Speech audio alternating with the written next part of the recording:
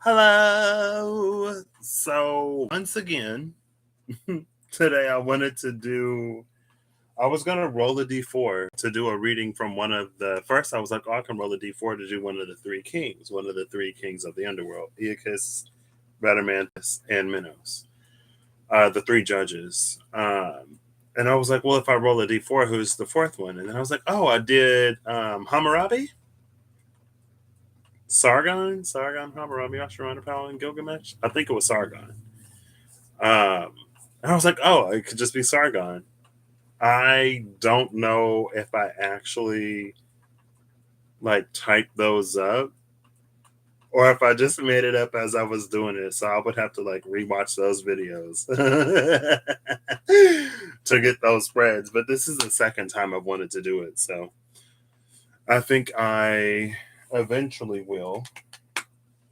But anyway, today I'm going to do a zodiac sign. I don't know which one yet. I literally just had all my dice. Here it is. I don't know why we're gonna not be using Siri or Bixby today. For those who are technologically avoidant, we're gonna be doing things the old-fashioned way with dice. Oh wait.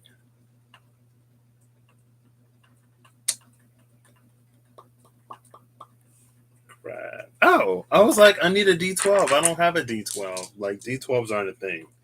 I was like, I feel like there was a dice that had like exactly the number of sides as the zodiac signs, but I guess that's not real.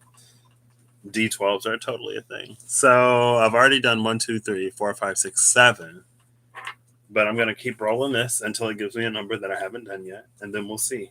And I'll continue. 10. Capricorn is done. Ooh, it's so bouncy. 3 is Gemini. Gemini is not done. So today is Gemini, which is interesting because I was just talking about my mom and her Gemini moon. And I was talking about my South Node in Gemini. Okay. Oh, this is interesting. Oh, I wish I had a coin to flip. All right. That's it. I'm not going to use the dice. I'm so bad with flipping coins, though. Like, I'm so garbage at flipping coins.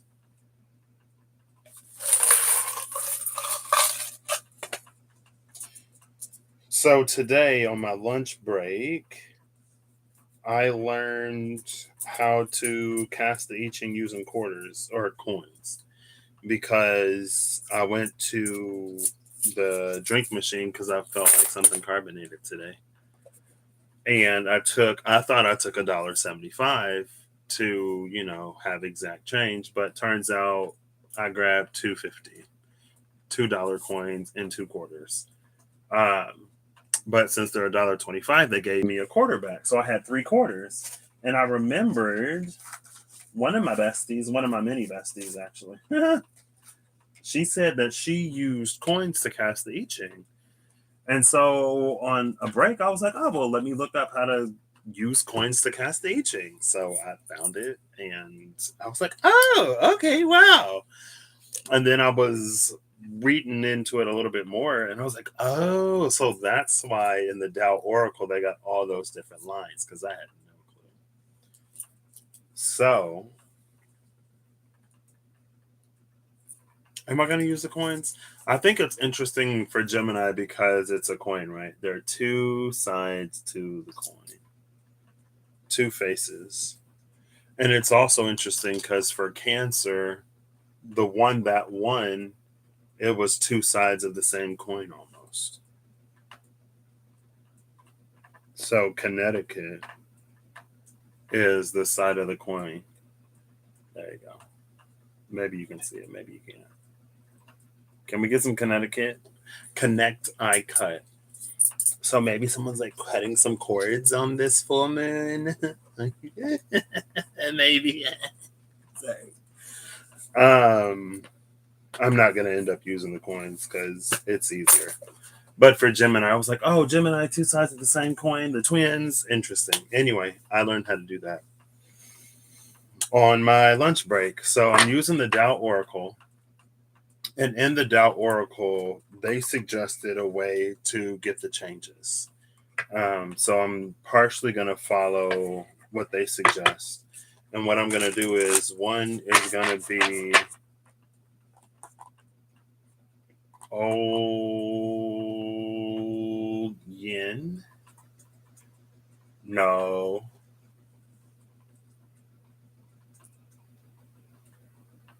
One is going to be old yang.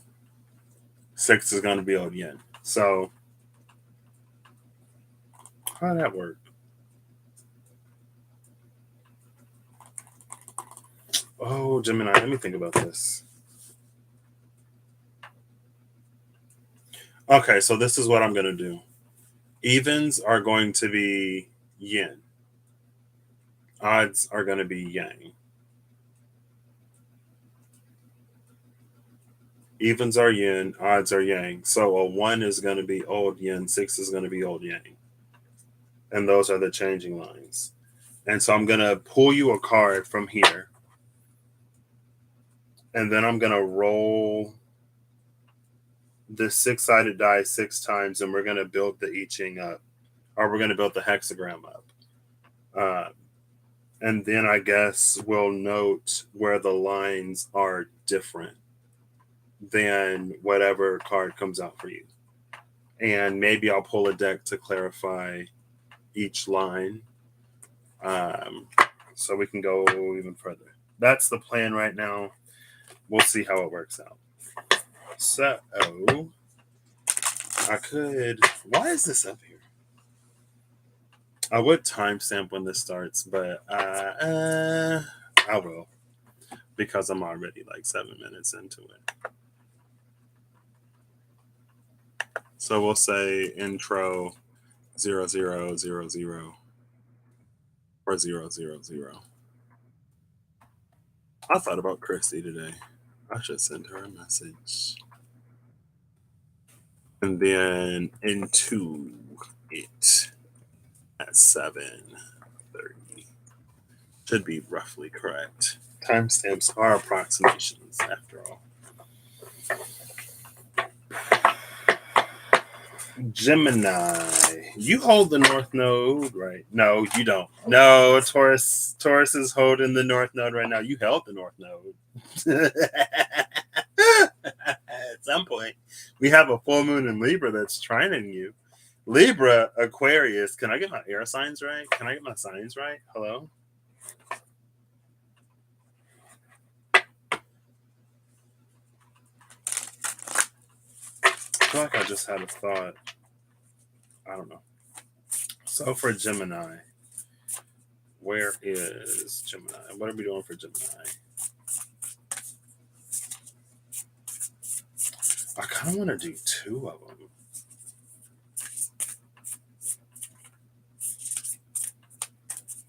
So what I'm going to do is I'm going to give this 2 more.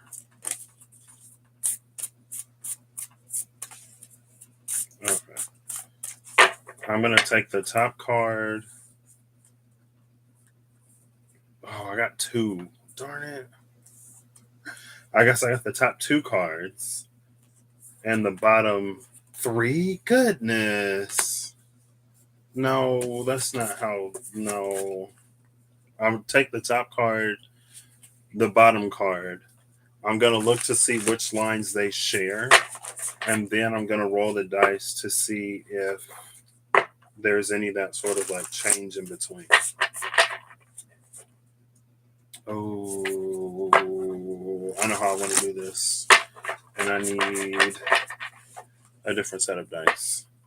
I'm going to cut this. These are ready. So I'm going to put these right here. I have my little like mat out because I have metal dice and I don't want them to go rolling off the table. There was some thing on like Instagram that I saw, some like ad or whatever. Where are my dice though? 1 second. And I bought two sets of dice. One is like chaos and it's like nat ones. The other one is the opposite of chaos and it's nat 20s. And oh, here's this one right here. I'm going to use these. So the top one is going to be the nat 20 set. The bottom one is going to be the nat 1 set, just because what is light is at the surface, what is dark is beneath the surface, right? It's just how things work. It's not like dark, you know what I mean? It's just not visible, not as keenly observable. I don't know. You know what I mean? So I'm going to take the D6 from both of these, and I'm actually going to roll them at the same time. So let's hope my brain can keep up.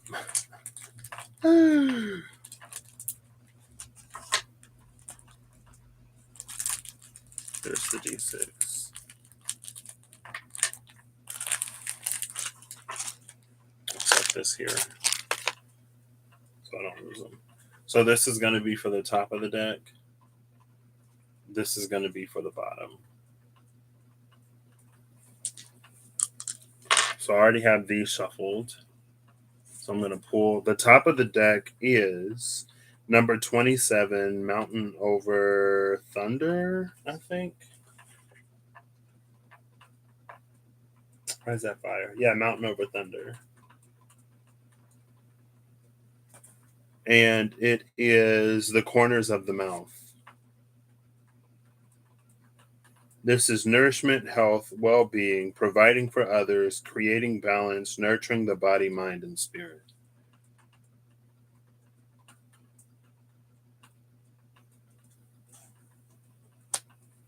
The bottom is number 52, Keeping Still, which is Double Mountain. And under Double Mountain is Double Earth. Is Double Earth. 52, 58. Keeping still, meditation, self renewal, composure, detachment, self acceptance, equanimity, and serenity.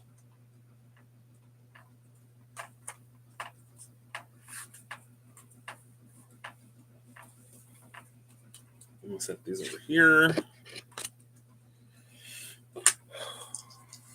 I'm like, I could lower that. I'll lower this a little. There you go.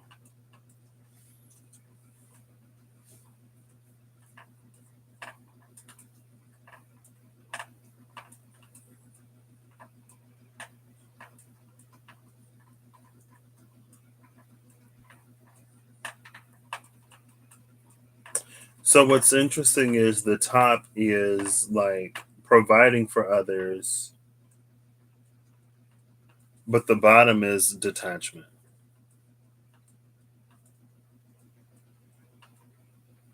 The top is creating balance, though.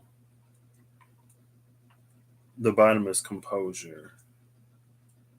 So we have nourishment, health, well being, providing for others, creating balance, nurturing the body, mind, and spirit on the top. And again, the bottom is meditation, self renewal, composure, detachment, self acceptance, equanimity, and serenity. So it feels like the energies are pretty much in line, but one at the top, it's like it's more focused on others. At the bottom, it retreats inside of the self. Oh, we ain't got time for banjo craziness tonight. So they share. The top hexagram is the same, and it is mountain. Or the top trigram, sorry. The top trigram is the same and it's mountain. In the bottom trigram, they're literally complete opposites. No, the second line is the same. The second line is yin on both sides. See that?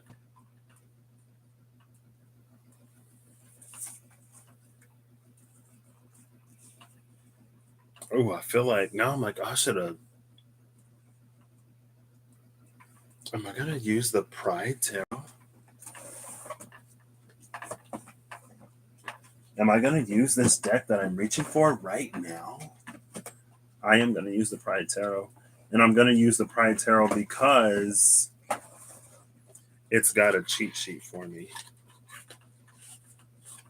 Because I was like, oh, I wish I would have thought about this a little more, because then I would be able to give a meaning to each line. I'm sure like it might already have a meaning, but I'm adapting this. And the cheat sheet is right here. It's actually one of the title cards for this deck. This is what I'm going to use. 1, 2, 3, 4, 5, 6. So the second line is serenity. And serenity is present in both cards, which again, like at the top, I switched these. Oh my. The top is the bottom is the top.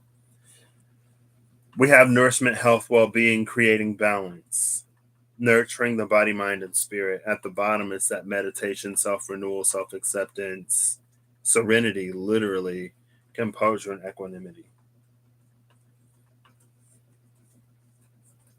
So the line of serenity is the same, but every other line is different. Now I'm going to roll these and we're going to see.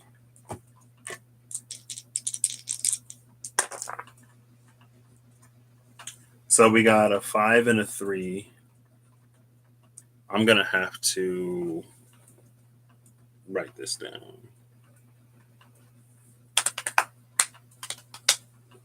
Hey, where's the banjo? Thank you. Love it. Where are my notes? Oh, yeah, I can just use the pen. I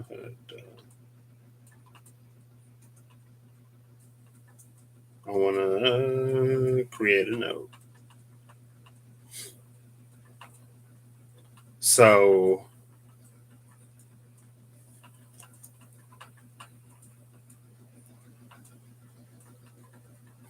I'm so glad that I don't think this is how this was intended, but it's how I'm using it today. So the bottom line on both sides is yin.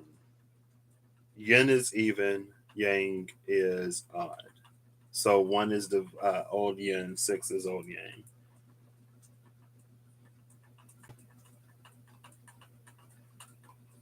Now this line, it's the same for the bottom, but it's different for the top.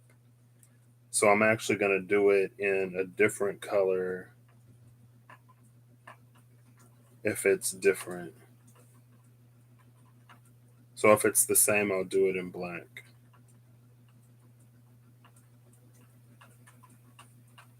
Oh, crap. So let's see. This is the top. This is the bottom. That helps me. So it's different here.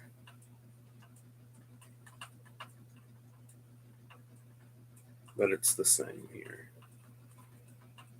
Oof. I feel like a lot of this I could have did before. Oh, wow. Double sixes. What? So we get that's the old yang. Now, so they both had the second line in common, the second line of serenity. But so this is interesting. They both had the second line of serenity in common, and it was yin. But we get an old yang energy. Old yang transforms into yin. So this is one of those like moving or changing lines. And so it's interesting because it's going to change into what it already is. But it's something different right now. And this was the only line that they had in common, and they're both coming out different. Wow. I know, like, not very much about the I Ching, but that doesn't matter. Okay. Oh my gosh, it happened again. They both came up 6 again. So it's the same deal as last time. So it's the same change. So that this is now in nature. So in serenity, there's a shift, like masculine energy is shifting into feminine energy on both sides. And there was a serenity there that was present when it was feminine energy. Now, masculine energy is shifting into feminine energy again, but it's happening in the realm of nature. For the bottom, it's already masculine. For the top, it's feminine. I didn't expect this. I say that like I have any expectations. You can literally see I'm figuring this out as I go along. So the bottom trigram is complete. Now let's get the upper one. We got 3 and 2, so they're different, finally. I mean, not finally, but you know. So the top is masculine, the bottom is feminine. How the cards came out, the bottom is matching because it was already feminine, but the top isn't matching because it came out feminine, but now it's masculine. So this one is a solid line now. And this one is still the dash line.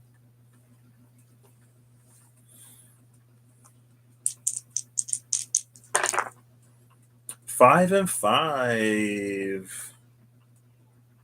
So they're going to be masculine on both sides. The top trigram is the same for both of these. And they're both feminine, but now here, they're both feminine. Yeah, that's the same.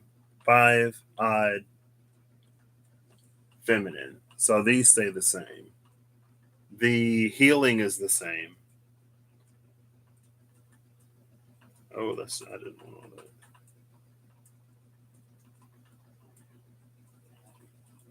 And the last one, I should timestamp after this because anyway, we'll see. It's all part of the experience. 2 and 5. So the top is it's feminine. The top came out feminine, but it was originally masculine. So now it's a dashed line instead of a solid line. The bottom came out masculine and it was originally masculine. So on the left, on the bottom side, the top trigram is the same. So it follows the theme of the mountain. This is what I got, by the way. There you go. So the colored lines are different than what they originally were. The black lines are the same. So you can see at the bottom, like the upper trigram of the mountain is the same.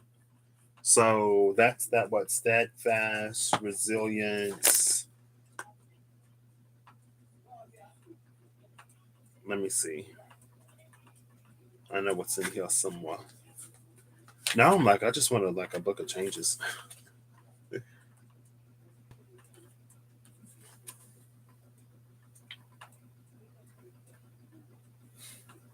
Oh, here we go. Here we go.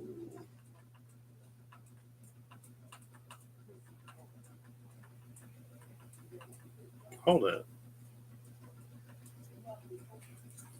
Keeping still, mountain. Bro, it's fine. Okay.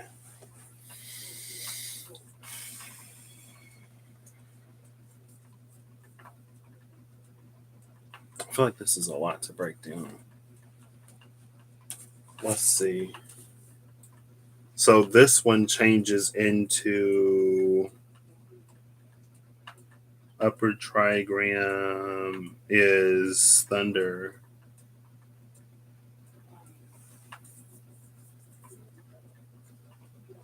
Oh my gosh, give me a second.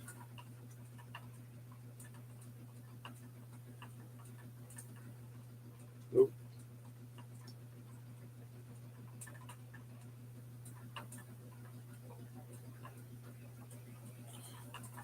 Upper trigram is thunder. Bottom trigram is solid, solid, open,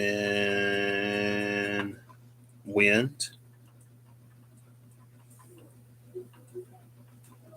I'm pretty sure that's wind. Or is that water? No, that's wind.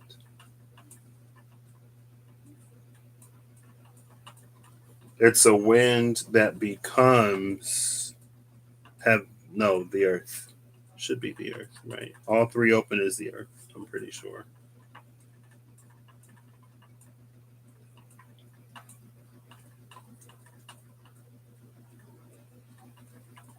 On the right, it's still mountain. And then it's the same. So this is wind.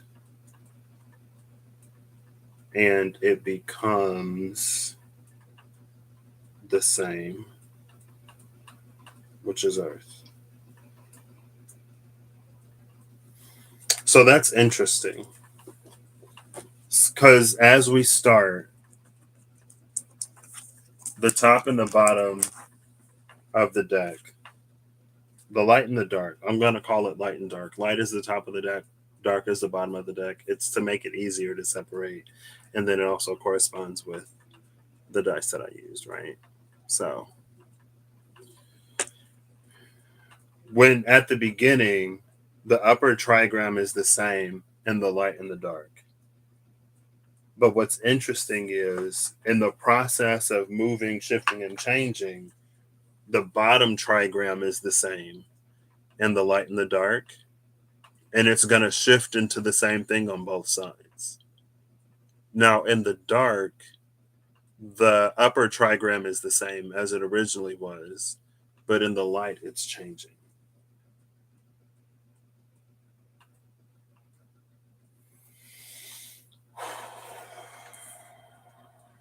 Gemini, I just bit off a whole lot more than I fear I'll be able to chew, but it's fine.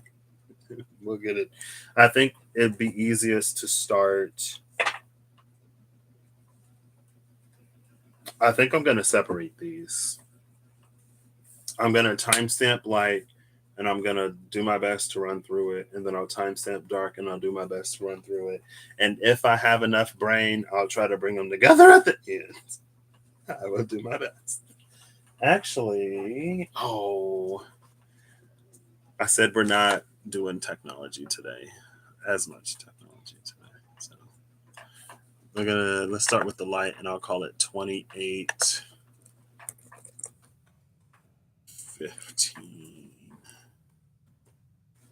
Because that should be it.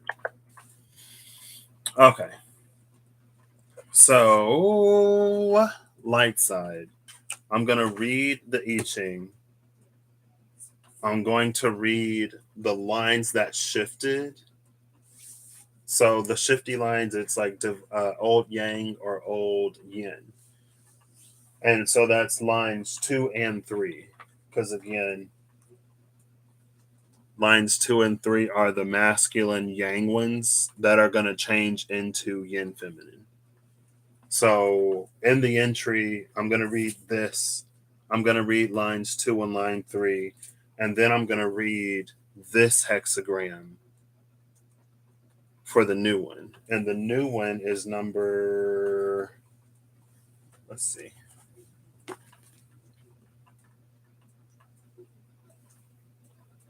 This is thunder over wind. I'm pretty sure that's thunder. Thunder over wind is number 32, right? Yep. So this is 32. Oh, no. There we go.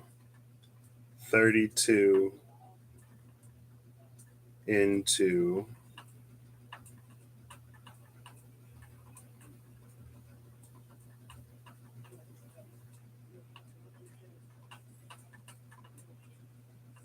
thunder over earth, which is 16. Oh, wow, that's half, right? 16 times 2 is 32. So it gets cut in half as it changes.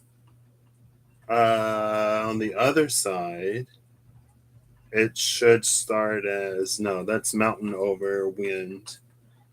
Mountain over wind is number 18. And that one is shifting into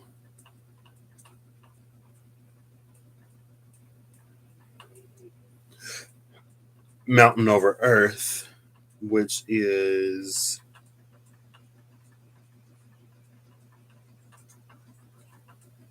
mountain over earth. This one, 23. Okay. That'll just help me as I flip through the book to find these.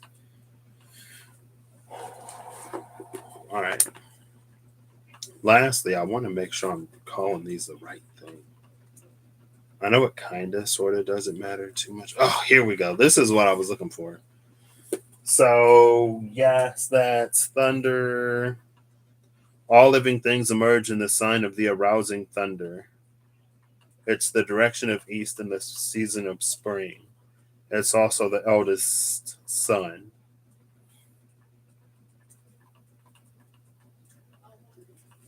And then that's wind, right? The gentle wood slash wind follows. Southeast early summer. And that is the eldest daughter.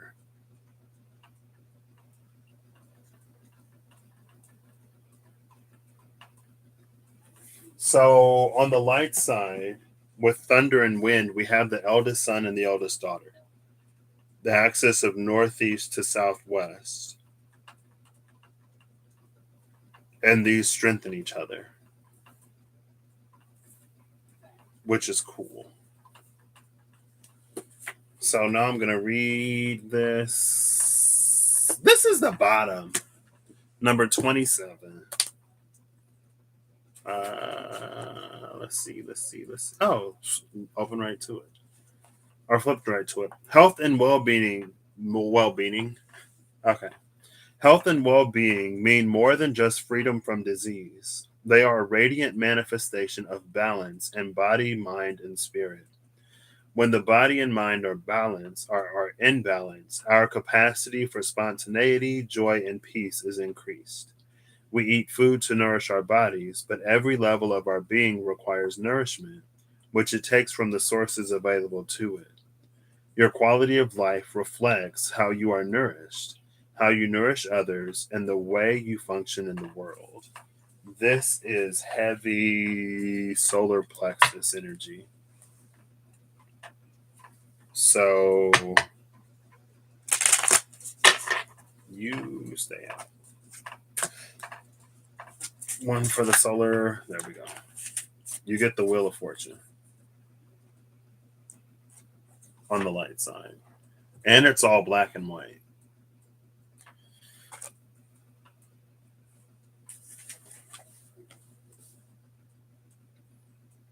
Impressions, sensory, emotional, and intellectual, are the food of the mind.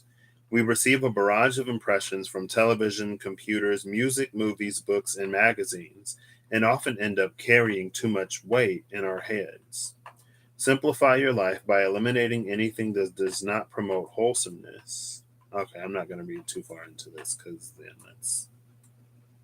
it's about how you nourish your body, mind, and spirit.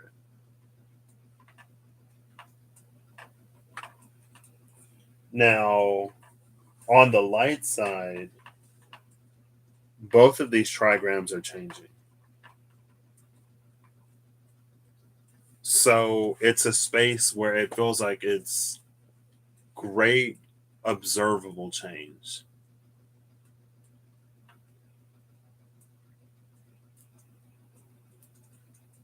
Which is interesting. I mean, it's not interesting, which is like cool, right? Like if we're doing something to promote change, it's always reaffirming or reassuring when other people can notice that change outside of ourselves, or if we can look at ourselves like in a mirror and notice the change on the outside that matches whatever change is happening on the inside.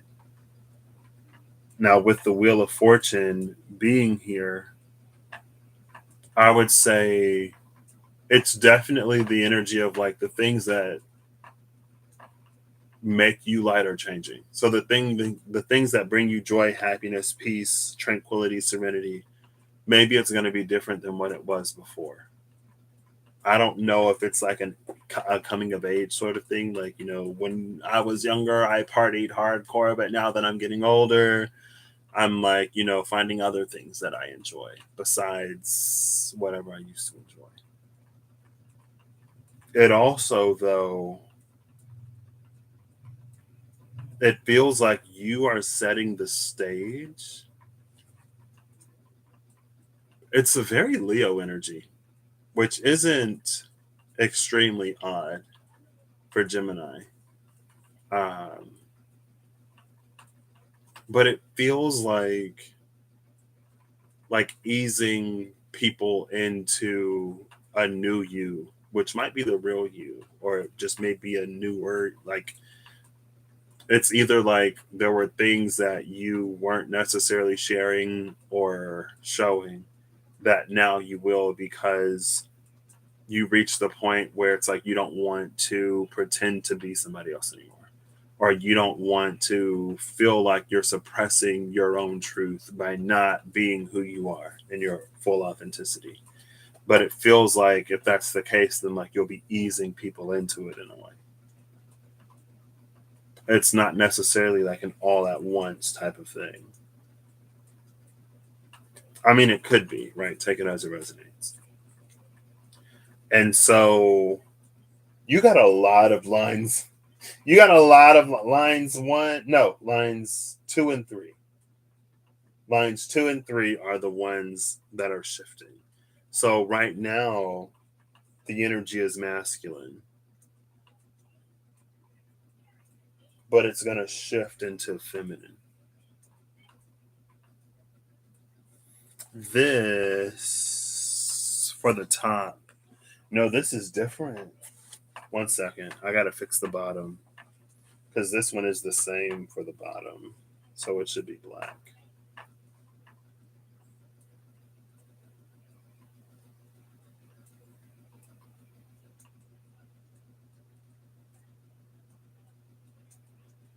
There you go.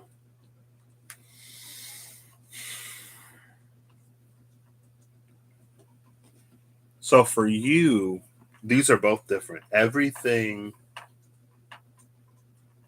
Oh, I can split this up again. The lower trigram is going to be the more subconscious.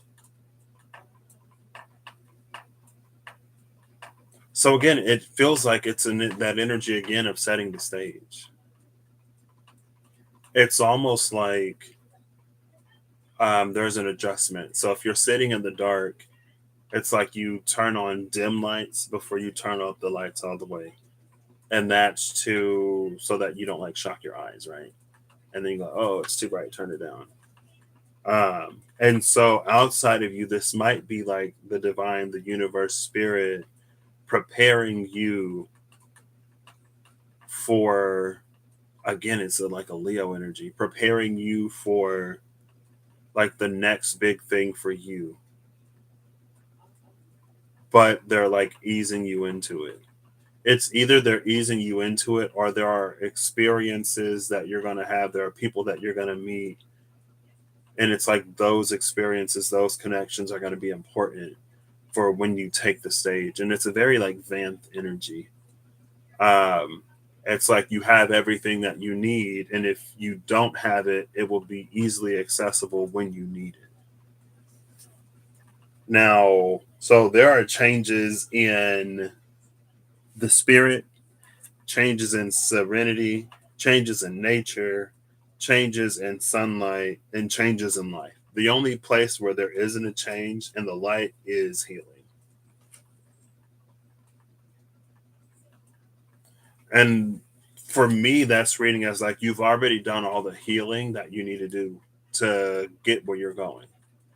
So the next phase isn't necessarily about healing as much as it is like blooming or unwrapping further or unraveling more, not like revealing more. So this is going to be a lot of lines that I'm about to read for you, but let's get into it. So, envying what someone else has will keep you feeling deficient, even starved.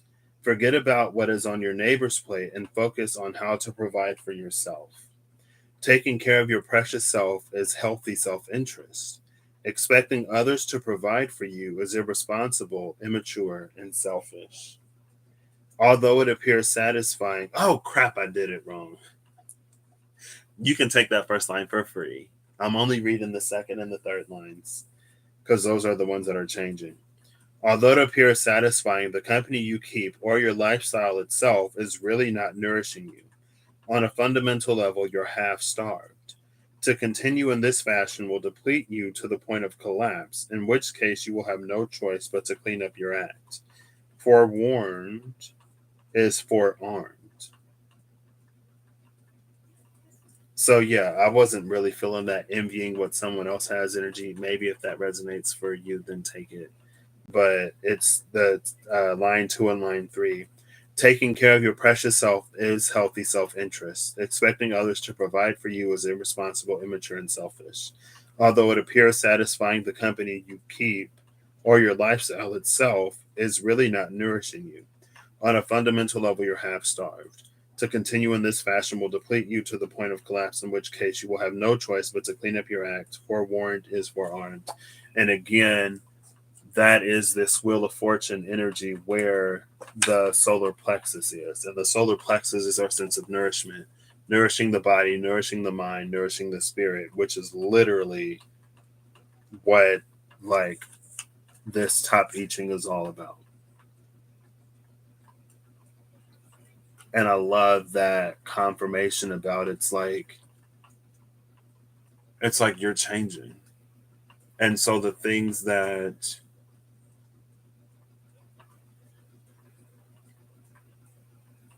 nourish you are changing. And I almost wonder, it's like,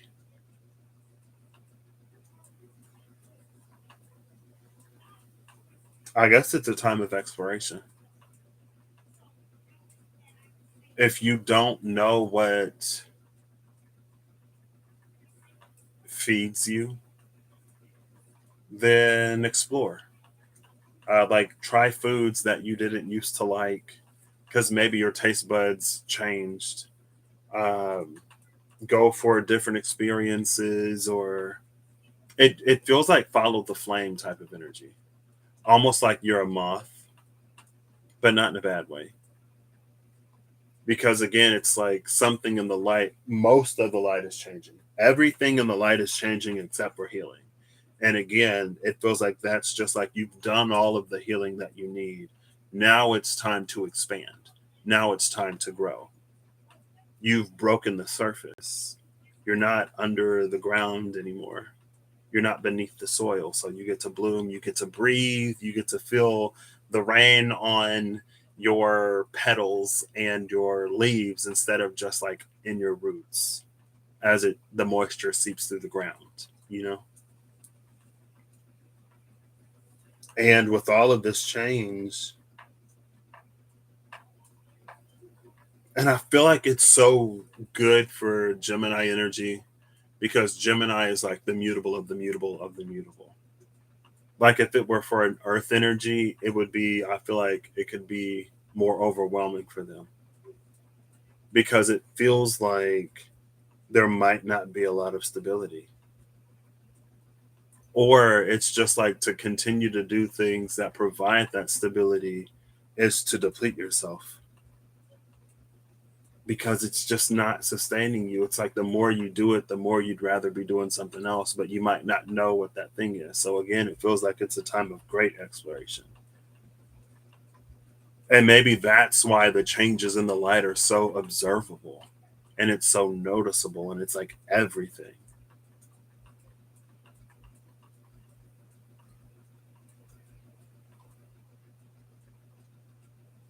So yeah, I would say like feel free to pursue it without whatever. And if others are gonna judge you or whatever, it's like again, it's the second line. It's like none of those things can sustain you. None of those things can nourish you anymore. And it's your job to nourish yourself. I feel like that came out weird, but it's like those two lines are interconnected. It's like because those things aren't sustaining you, nourishing you, providing you the love, light, joy, excitement, whatever before, it's like then you have to go out and find something else.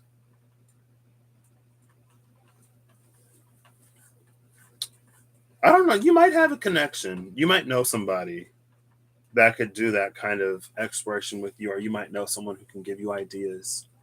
Um, Maybe it's like a inner child healing thing, and there's something that you used to love to do, or there's something that you always wanted to do, and now you have the money, the time, the resources to do it, or now you have the courage and the bravery to do it and not care what other people think. Um, yeah, all in all, it's a time of great exploration. So this is being paired with number 32,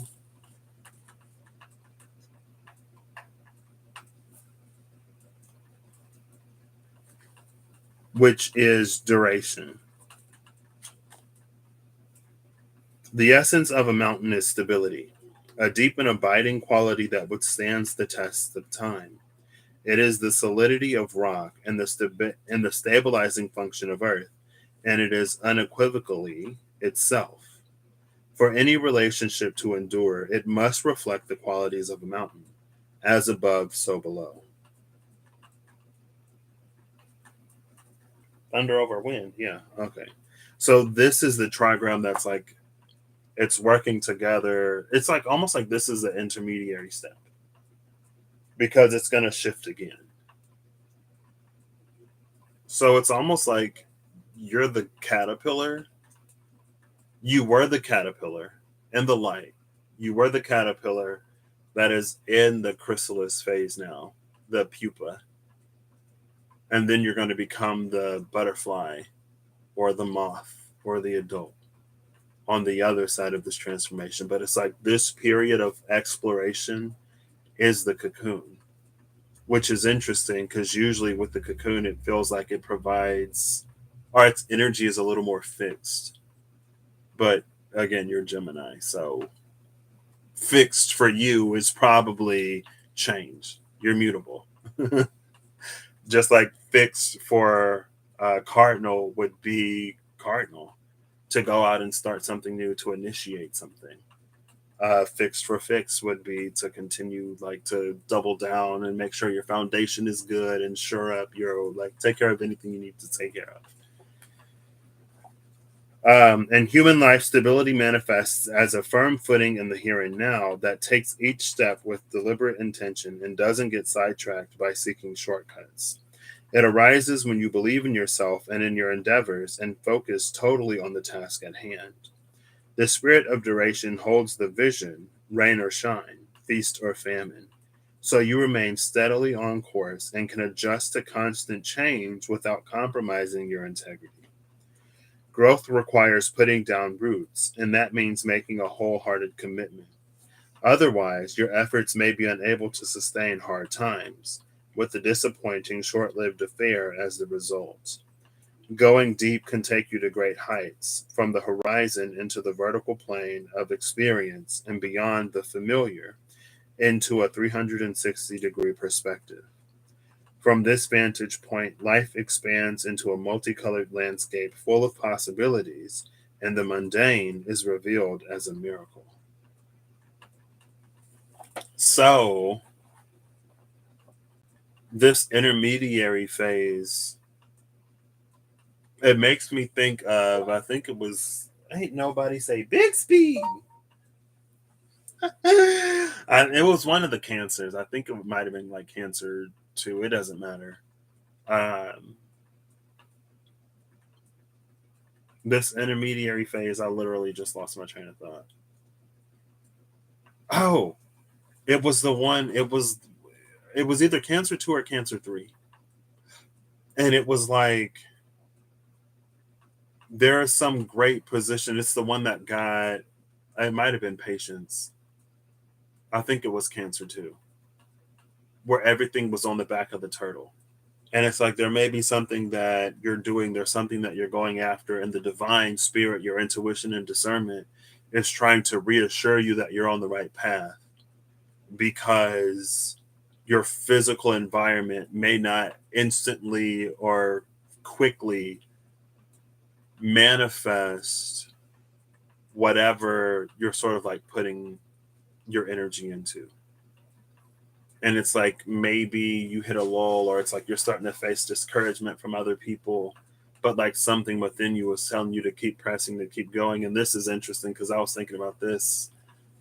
Somebody told me yesterday, somebody was like, oh, I saw somebody and they asked me about you, and I told them that you're doing great. And I was like, oh, because a year and a half ago somebody else asked about me, and y'all were having this conversation about how I wasn't doing whatever, and I should just basically give up on trying to get my degree and blah blah blah blah blah.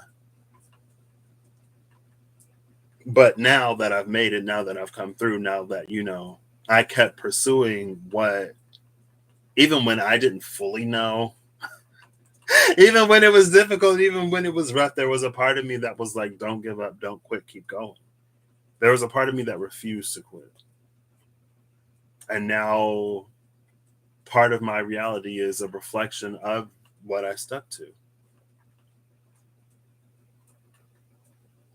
Um, and it's just that energy again, where it's like, it feels like there's going to be so much change, or you're going to feel that you want to change so much.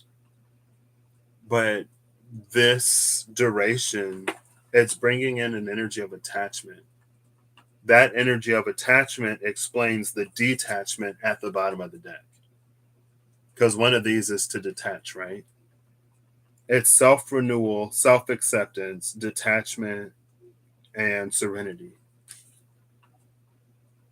Because at first I was like, these energies are like similar, but it feels like there's a gap here.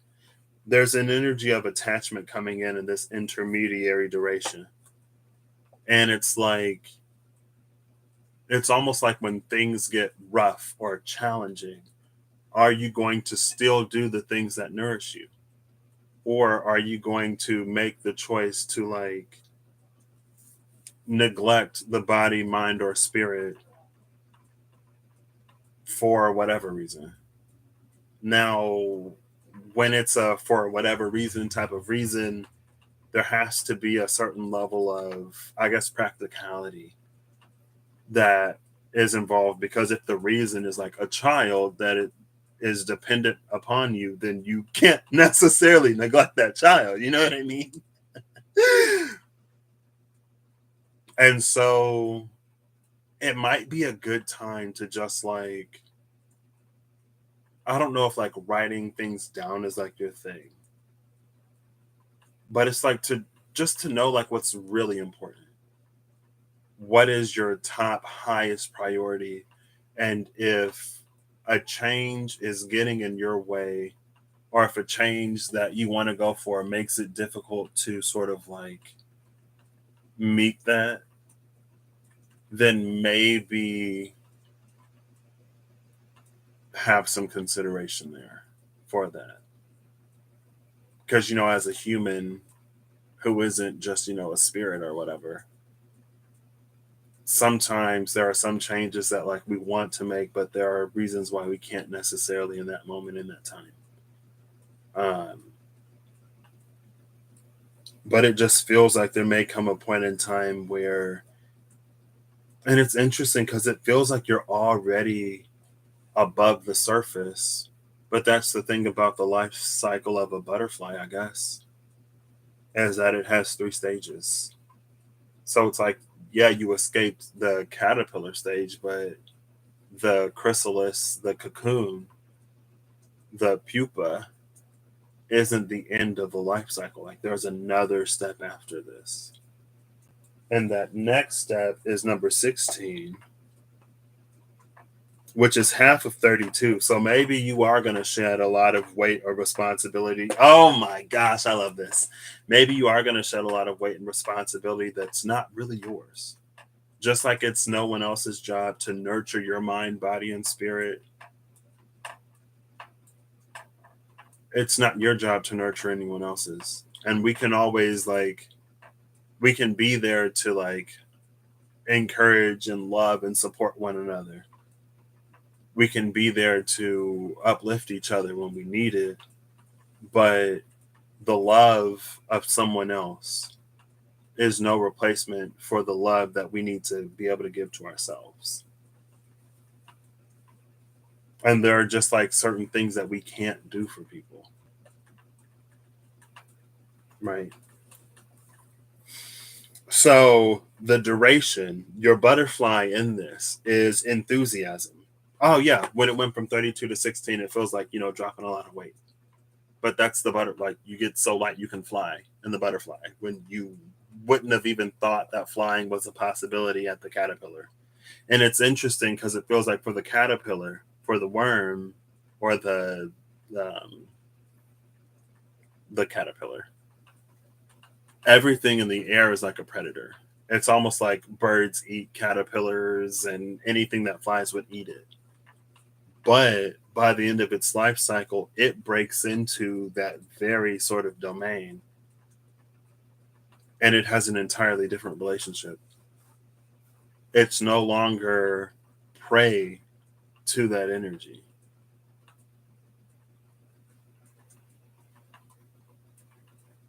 And so maybe it's almost like there's this energy of like, maybe there's something that you feel called to, but you might be afraid of becoming someone that you don't want to be.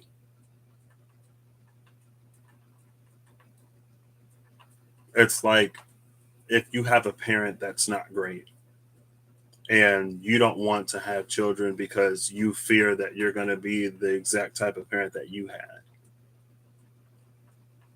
But it's like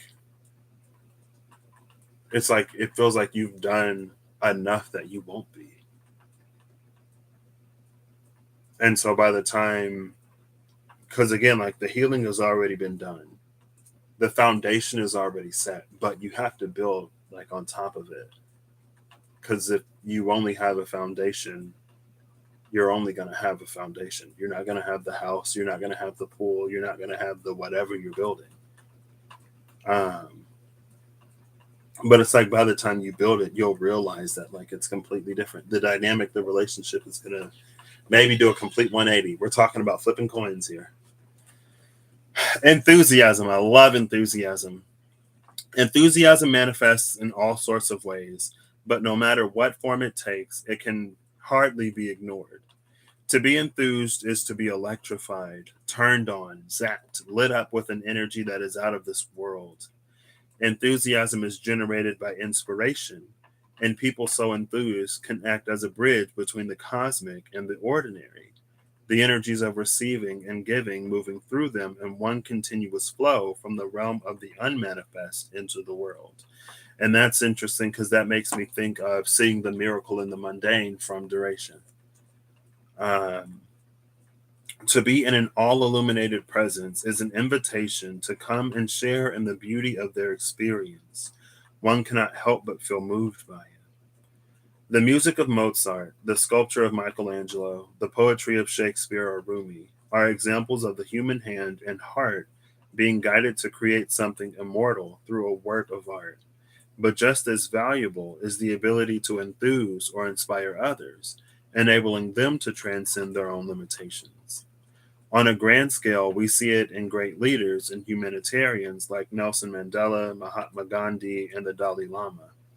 In the spiritual traditions, this luminosity is known as divine inspiration or enlightenment and is found in the teachings of Buddha, Jesus, or Osho, to name but a few, whose transcendental wisdom and compassion continue to transform human lives way beyond their bodily lifetime. We are all familiar with the gifted leaders in history who wasted their potential through arrogance and the ensuing extremes of behavior that ultimately brought disaster. this again, this is the thing that you might be afraid that you will become. Extraordinarily talented individuals can easily fall prey to delusions of grandeur once they witness the effect their self expression has on others. Fear of inadequacy can lead to an addiction to the adoration that power can bring, which in turn creates an even greater need to appear extraordinary. If you fall into this trap, however, if you fall into this trap, however much you practice, develop your technique, or hone your skills, you will feel as if you are running on a treadmill, getting farther and farther from inspiration and ever closer to exhaustion and mediocrity. Remember that any work produced from a state of depletion can never be luminous. Enthusiasm is sparked in others when they have been inspired, and inspiration can never be contrived. Unchecked perfectionism and a preoccupation with how others see us leaves little space for spontaneity, least of all, the vibrant energy of enthusiasm.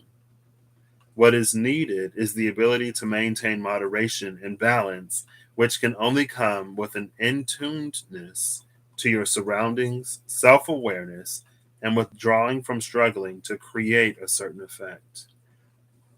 That, like the way that just like rats back into the first one, because the first one literally talked about, was it 27? Spontaneity. Where is it?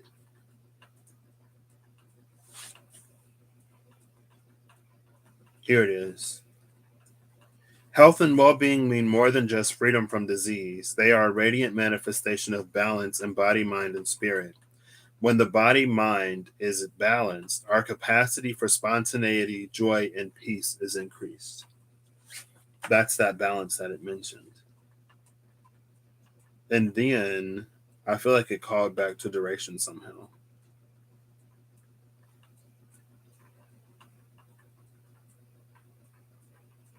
Maybe not. What is needed is the ability to maintain moderation and balance.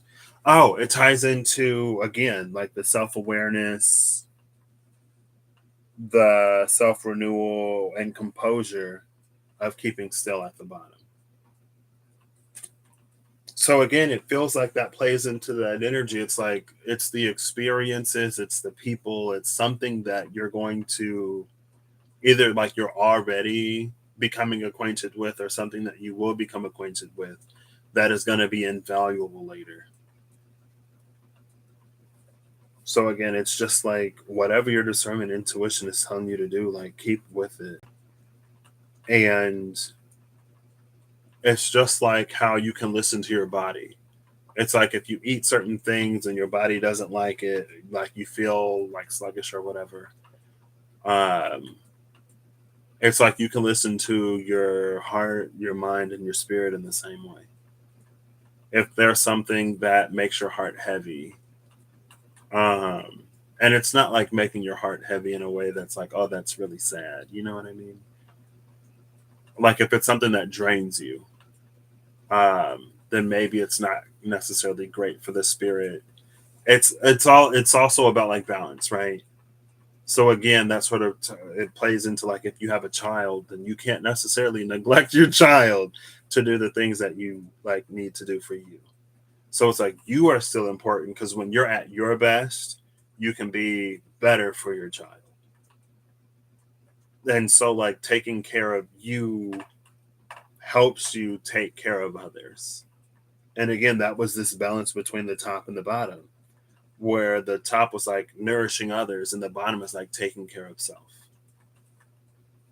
So Jim, like the light of Gemini is really not only is it like learning that balance between its own polarity, but it feels like as it does that and as you do that, it's not that you blend into your environment. I'm like, hold up. Hey man. I see Beyonce. I'm like it's fine. But Renaissance, some of the songs on there, I'm like, okay, yeah. Oh, where did that train of thought go? It's fine. So yeah, that's the light of this.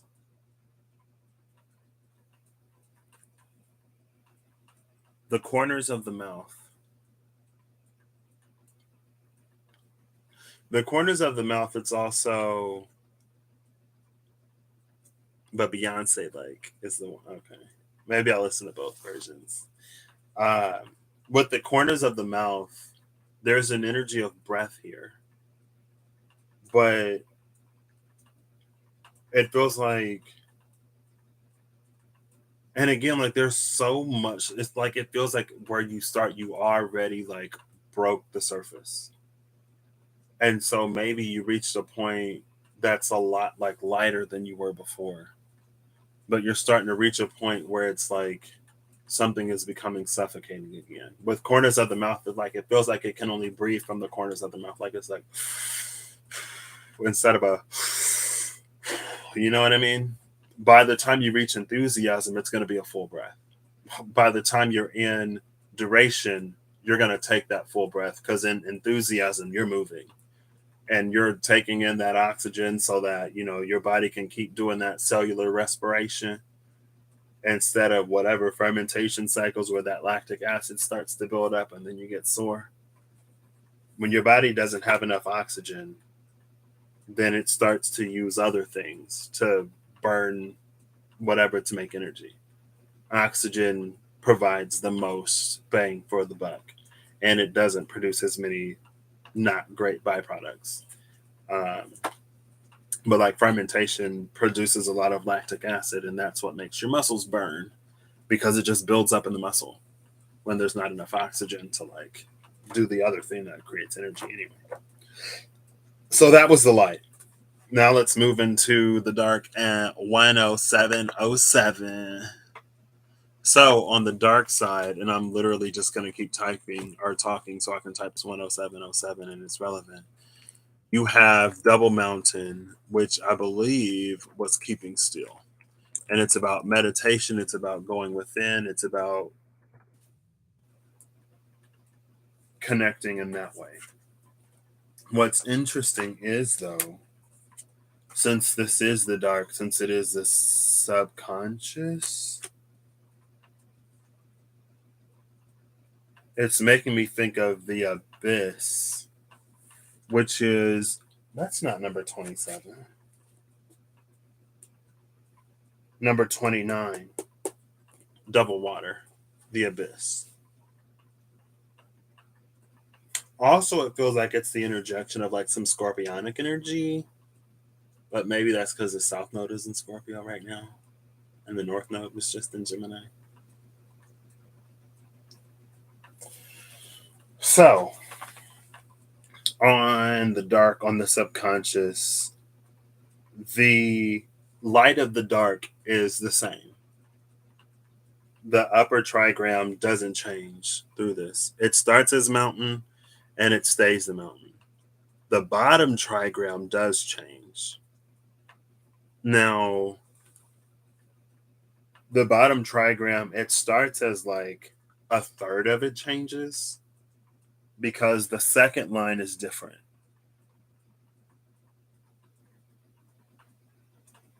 But it's going to revert back to what it was. But as that reverts back to what it was, that top line is going to change to something else. Right? Because this is yang. So let's see if I can do this. Oh, oh. Maybe. I don't know if you'll be able to see this, but you see that? There you go. See how the top and the top ones are the same? And in the bottom one, the first line is solid. Uh, it's, it's, there you go. The first line is solid on both. There we go. But it's going to change to an open line. The second line is solid, but it's going to change to an open line. They're both solid and they're going to change to an open line. That is, oh my gosh. Shout out to Rob's impersonator, I guess. Because as I was trying to do that, I don't even, how do I delete this? As I was trying to do that, I accidentally posted the screenshot. Because I woke up with a friend request and I was like, I'm pretty sure this isn't Rob. But I was like, Rob, is this you? Rob was like, nope, it's the scammer. So, anyway. So, on the surface, things are going to be maintained. But below the surface, there's a change that leads to a change. Is this changing up?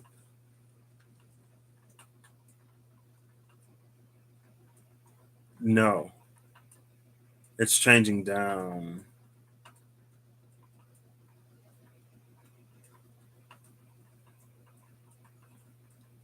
Hold up. There's a lot of movement in the dark of the dark that is making this confusing for my brain. So maybe I should just like read it. Like, I don't know if this change is like getting deeper or if it's rising to the surface. Like, I'm looking at this, right? I'm looking at this and I'm like, is this change like pushing it down or is this change like moving it up? This is the intermediary.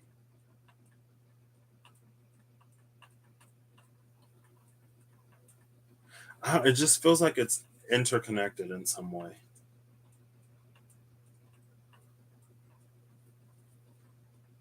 But on the surface, it doesn't look like anything is happening. But it is. So there's a change that's happening in nature and in serenity. And that's literally it. The light had a change everywhere but healing. Here, the change is only in nature and serenity.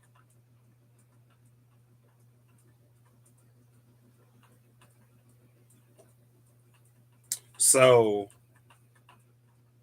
that's interesting. For everything that's happening in the light,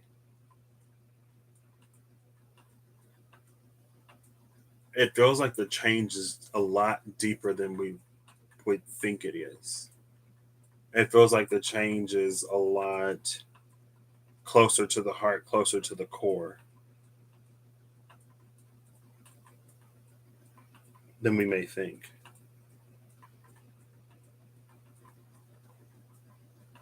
And I say that because it's like, it feels like as everything is changing in the light, you don't necessarily think of your nature as changing. You don't necessarily think of like who you are and how you respond and react and live in the world and like how you respond and react to your environment is changing, but it's like, of course it will. But it feels like that's not like at the forefront. And so it feels like something in your nature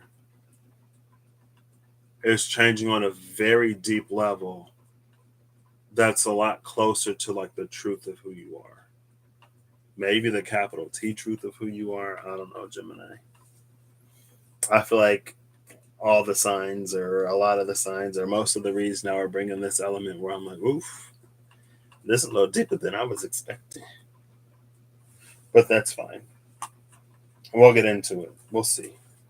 Well, I guess that in a way it makes sense because while the caterpillar, the cocoon, and the butterfly, like it's all life stages of life of the same creature,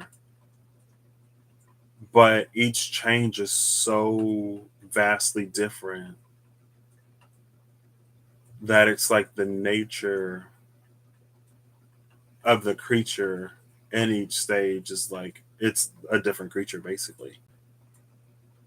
Like butterflies and moths, or butterflies and caterpillars might as well be like completely different species because they're so different.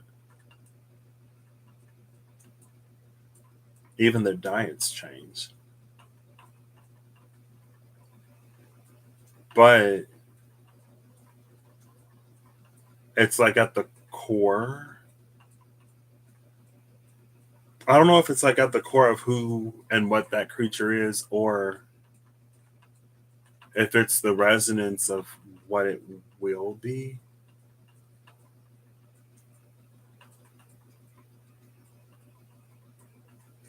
I don't know. If I try to think about it, it feels very like which came first, the chicken or the egg, almost.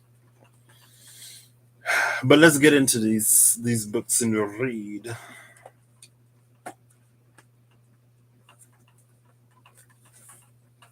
So 52, keeping still, and I'm gonna read line 2 and 3 because lines 2 and 3 are the shifting ones. Um, in many traditions, a mountain symbolizes the stillness of Buddha nature.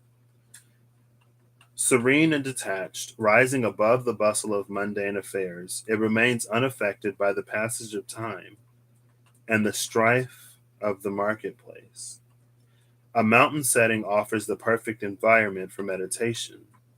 When we simply sit, relax the body, and keep the spine upright, closing our eyes and shifting our attention from the outer to the inner, we are in tune with the stillness of mountains. From this centered place, it is possible to rise above the mind's busyness and gain a detached overview. It's like looking from the vantage point of a lofty peak into the valley of the mind, distant from its preoccupations and thereby able to observe it with objectivity. Meditation is a point of rest and a process of renewal from the inside out. It means calling a halt to being driven by compulsion. For thousands of years, people all over the world have practiced meditation and have been renewed by its benefits. In the midst of the everyday activities of the marketplace, there are times when you need to withdraw from thinking and rest into being. Without this periodic withdrawal, it's easy to become overly identified with one's position and place in the hubbub of worldly affairs and begin to call it me. Unfortunately, once you start to believe that life revolves only around serving the demands of this me, the real treasures of your being are lost.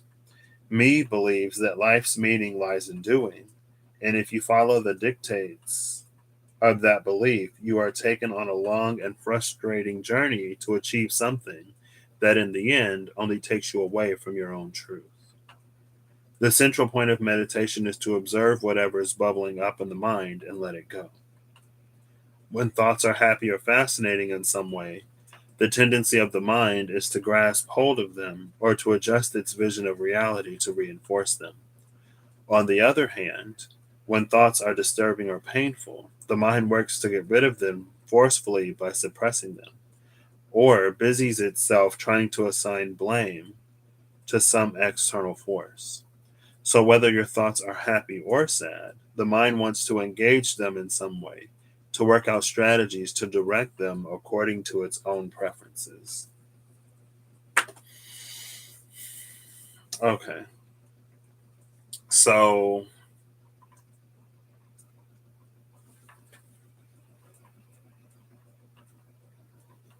is that. I think that's. Hold up. I need to see what's under the mountain real quick. Oh, oh, oh, that's what I'm looking for. It goes from wind under the mountain to earth.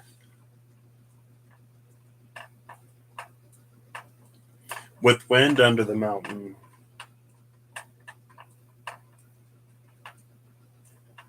Oh, hold up. Oh, I didn't do this part. Let me do this part real quick. If I can find the page. I was looking for it last time and I lost it. Oh, here it is. So, well, your I Ching is double mountain. Um, and that is keeping still. It's the northeast when the seeds of new life still rest in early spring.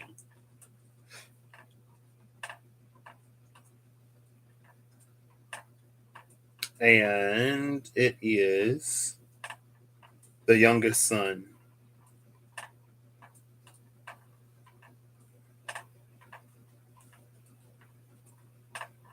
But you got double youngest son. So it feels like there's something that doesn't mature. Oh, snap.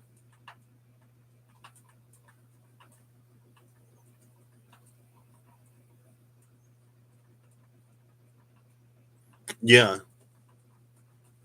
I just thought about it. I was like, wow. It just came to me. Sorry.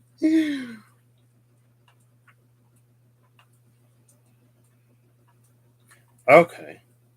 But then it changes to wind and then earth. Wind. No, that's lake. Wind is with lightning. Wind is the eldest daughter. So the youngest son and the oldest daughter. And then the mother, the north, earth. The oldest daughter and the mother.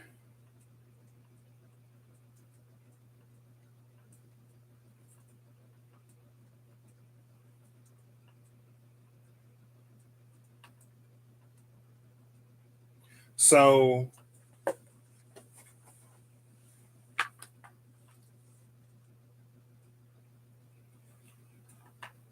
can I? No. But I guess I can do this. I don't need to. So we're going to go from this. Oops.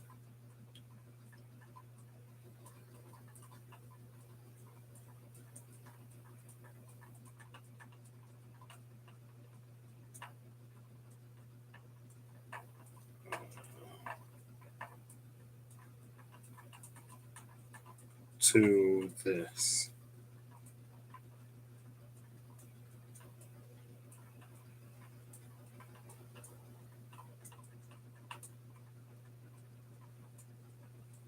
This is how this is changing. So something is opening up. See that? So this is the hexagram that it starts with. But after these changes and that old yang energy opens these up, it creates this like channel that goes like all the way down. But it still doesn't reach the surface. That's why it's like there's some, and on the light it halved, it decreased.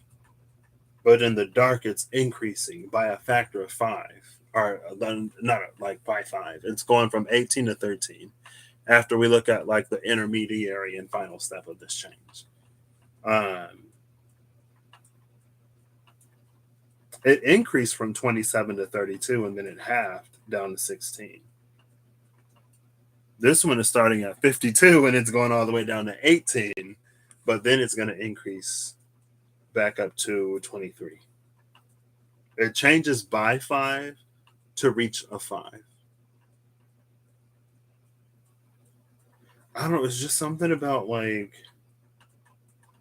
the mountain almost feels like a facade. And it doesn't feel like a facade because it's like there's just like something happening within the mountain. We look at the mountain from the outside. We look at the mountain from a certain vantage point, viewpoint, and perspective. But it's like we don't know if there are caves, caverns, tunnels within that mountain.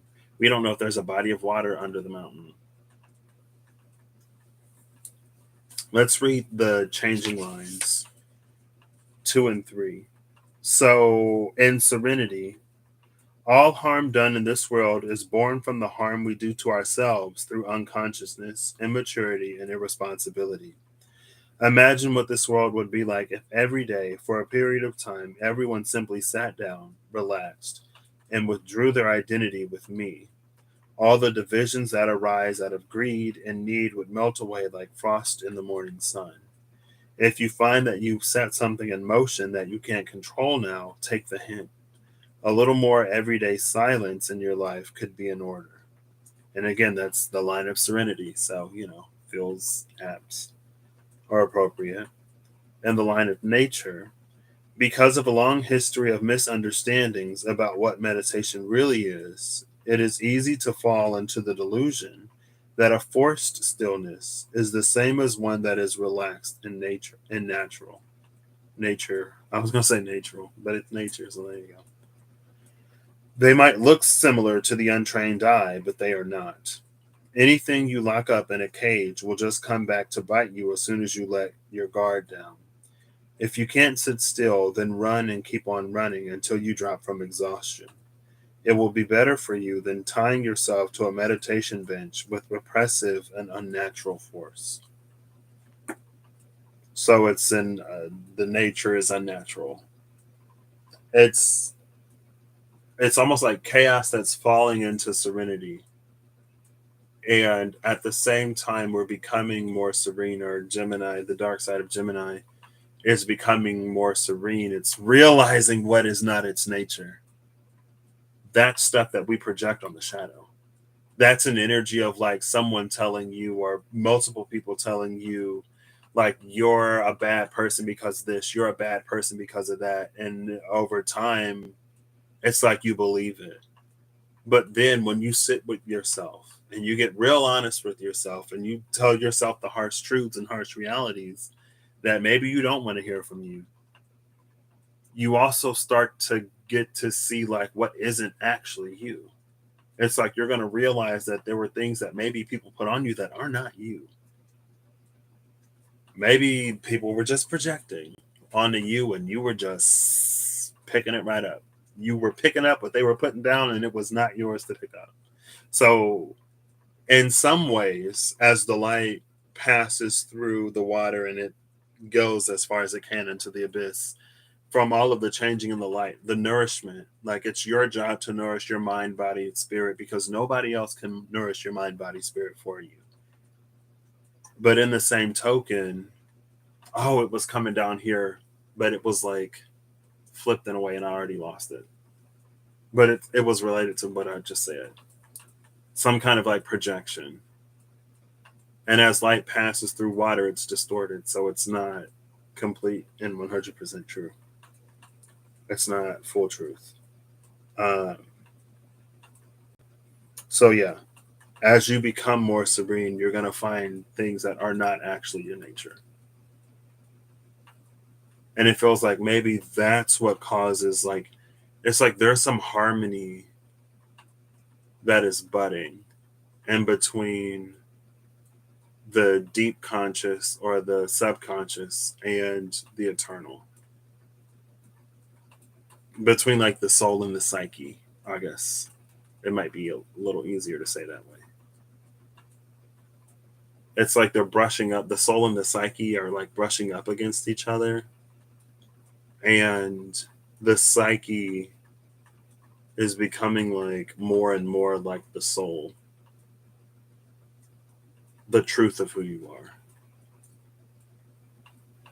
But again, it's interesting because like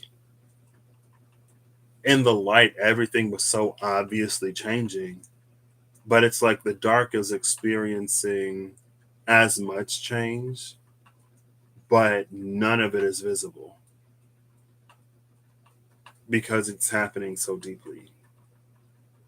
And so going back to the caterpillar, the cocoon, and the butterfly,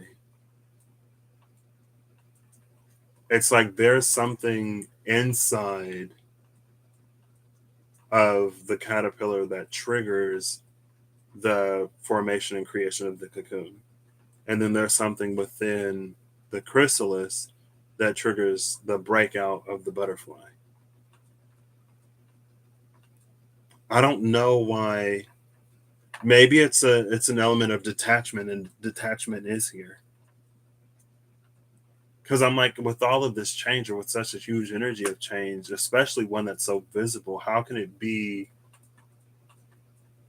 In the light, so obvious, but in the dark, so easy to miss? And I think the answer is literally right here.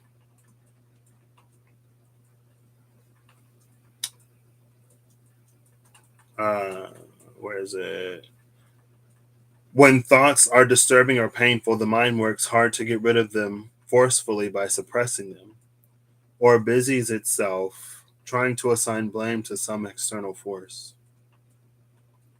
It's just like we refuse to see it when it happens in the dark. We don't spend enough time with it to really know. And then it's almost like because we don't spend any time with it, we only have the stories that other people tell us.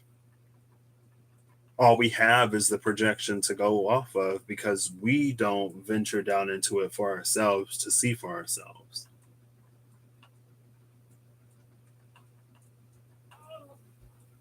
And we do ourselves a great disservice when we do that. Because something down there, it's not the nature of darkness.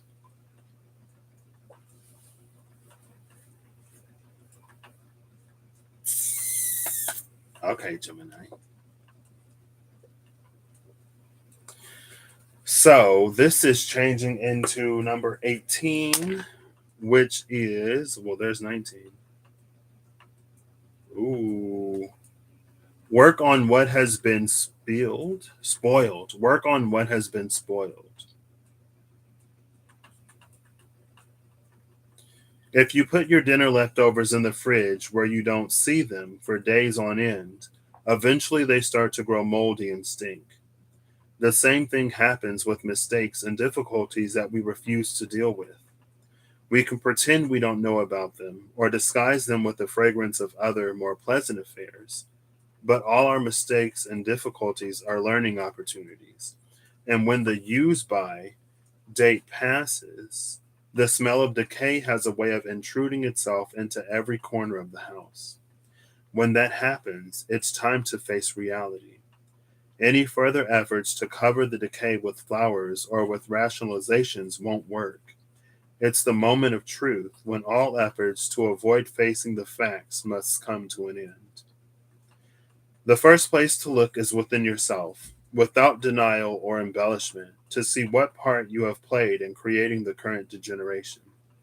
It is of utmost importance that you take the time and care to identify any unhealthy habits in your own thinking that have contributed to the downward spiral, because unless this work is done first, nothing else can change. By correcting any tendencies to make assumptions, postpone things, or pretend indifference, you begin to restore the balance. From the center point of your own being, a ripple effect radiates outward, and the gradual process of healing can begin. So, it's going up. That answers my question.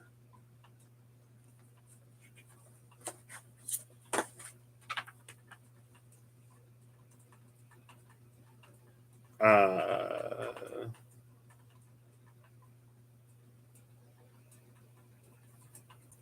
because I was like, I don't know if it's going up or going like down. This is what's happening. So there's this chasm, there's a space, there's a stoma that's already there, and the energy is flowing up and breaking through. This is what it's going to break through. This, um, that's outside of the scope of this reading, unless we get further in and something comes up. But that's like, it feels like that's the answer right there. What was that line? What did it say?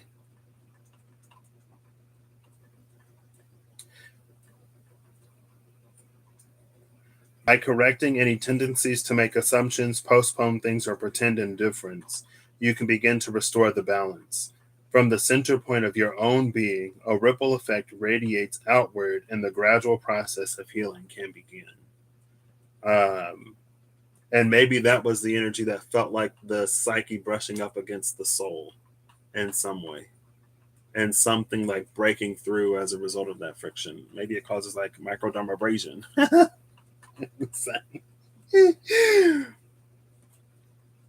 Finding the way to correct spoiled circumstances will require patience and tolerance of your own and others' inadequacies and limitations.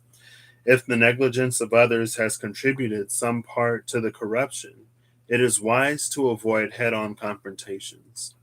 Their lessons are theirs to learn in their own ways.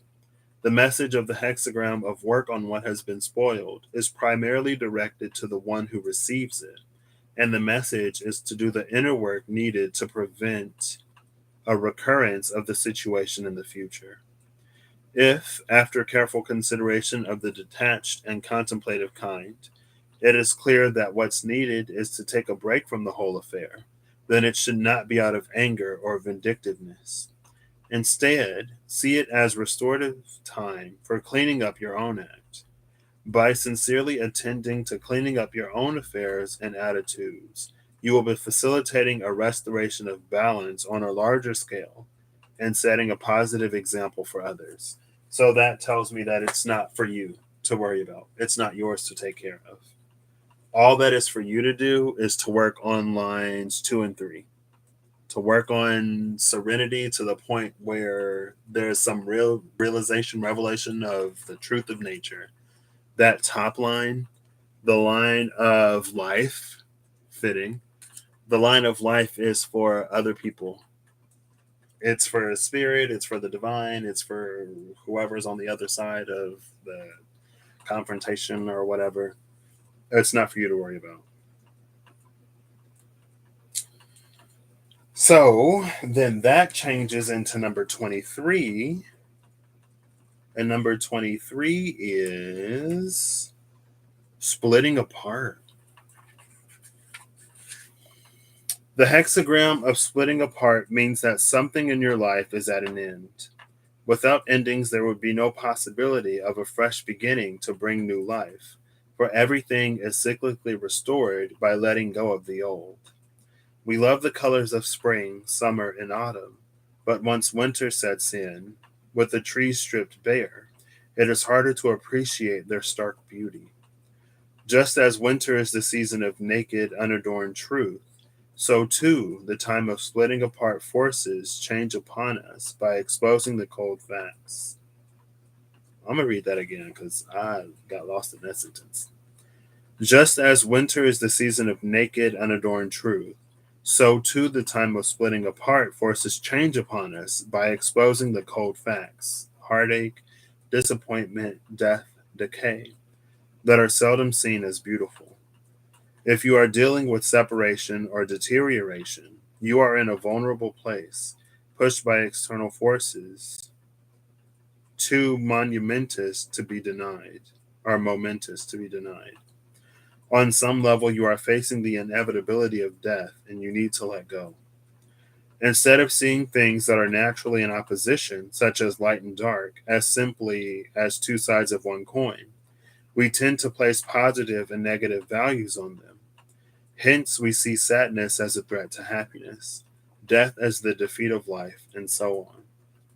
The dualistic mind keeps us caught in a mental game of ping pong, fearful and at cross purposes with nature with a capital N, and denial of wholeness and continuity, and of the restorative cycle of death and rebirth that is the rhythmic heartbeat of life.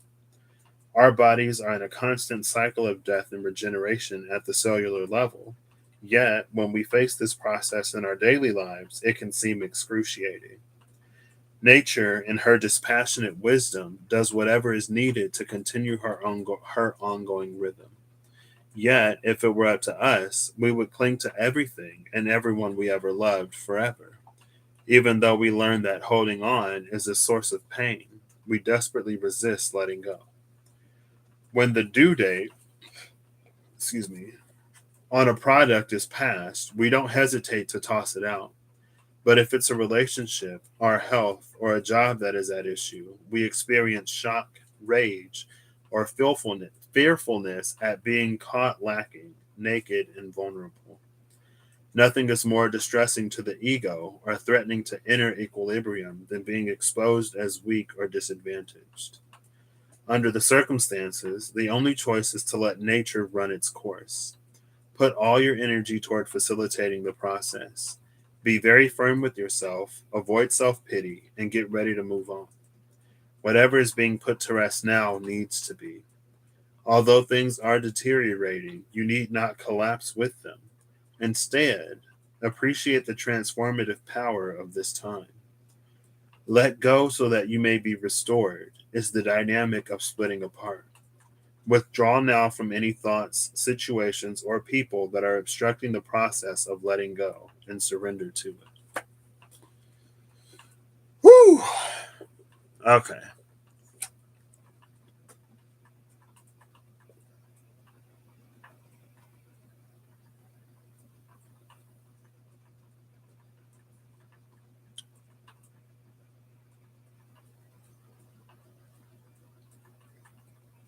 Did that answer your question? Someone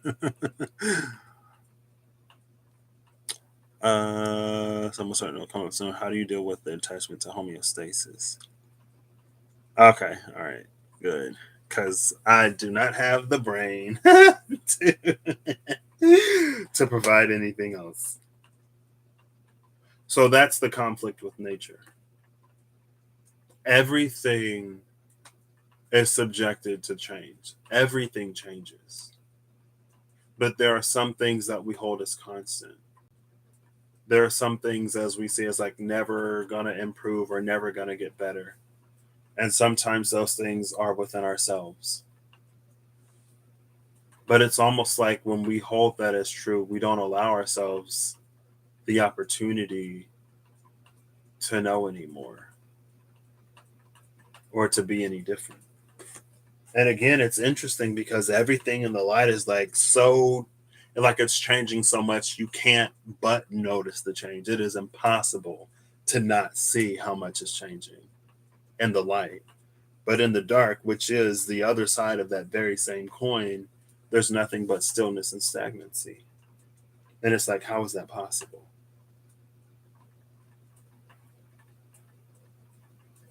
Whatever this reading is saying, it violates the laws of nature for darkness to be stagnant. It violates nature for it to be unchanging, for it to not grow, for it to not evolve, and to not like get worse. You know what I mean? I'm going to look before and after the Ten of Swords. The moon was face down as I'm flipping through the deck. Oh, that's number 18. The moon is number 18. Okay. 18 was working through what was spoiled or something like that.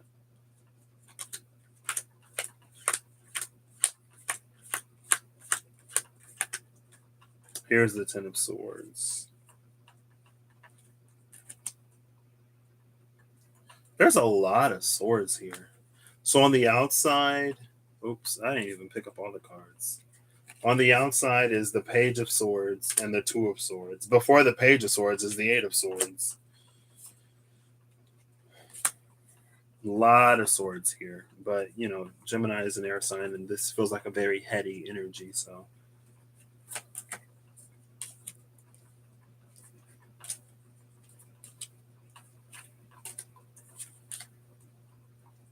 So this is all of the energy in its entirety.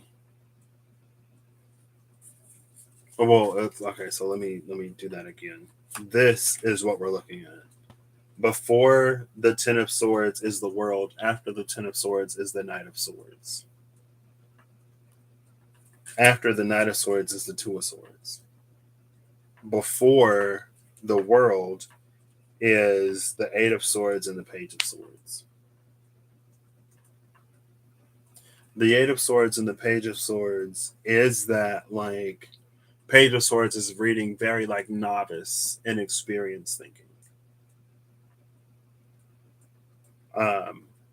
In this case. And with the Eight of Swords, it's like because there's something that the Page of Swords has not seen, witnessed, or observed, there are things that it doesn't view or think of as possible. And it's like, well, if you haven't seen something, how do you know if it's possible? Like that seems very correct for the Page of Swords. Like for anybody, if you don't know, like if you've never seen a apple that looks like a grape, then how would you know that those are real? Like it sounds preposterous. I'm not saying that there are apples the size of grapes. I don't know. Maybe it's a baby apple. I'm not a sphinx. You know what I mean? Maybe the sphinx knows. I don't know. That's a riddle. Um, but then we have this world card. What's interesting about the world card is, though, it's like the world is in color, but everything outside of the world, everything on the peripheral is just like outlined. Oh, let me show you the world. It's all like outlined, it's not in color. So it almost feels like even if the world were to show the Page of Swords, what it believes is impossible, it wouldn't see it. And with the I Ching, with the evolution of the I Ching, it's like it wouldn't see it because the mind wouldn't allow the eye to see it. Our brains interpret everything that we see.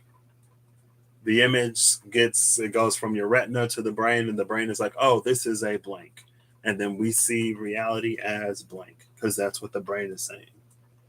But if there are things that the mind won't even dare, like if there are territories that the mind won't, it's almost like if unicorns and elves and all of the magical creatures were literally right, like literally surround us every day. But because our brain refuses to believe that they actually exist, we literally don't see them. Because it's like if you look at the eye, if you could take the image from the retina, you would see in full color, full K, in full 4K HD ultimate high, the highest definition there is possible, higher than the highest definition. You would see the existence of it. But when it goes to the brain's like, oh, those don't exist. So it just like deletes them, erases them off of the picture. And then it presents you the same picture, but without everything that's already there. That's the power of the human mind. Our minds, our brains control so much that it can literally alter what is in our reality because we just won't see it. But on the other side of this Ten of Swords is the Knight of Swords and the Two of Swords. And it feels like a question. The Knight of Swords is supposed to be one of the fastest moving knights in the deck, if not the fastest moving knight in the deck, but this one is still.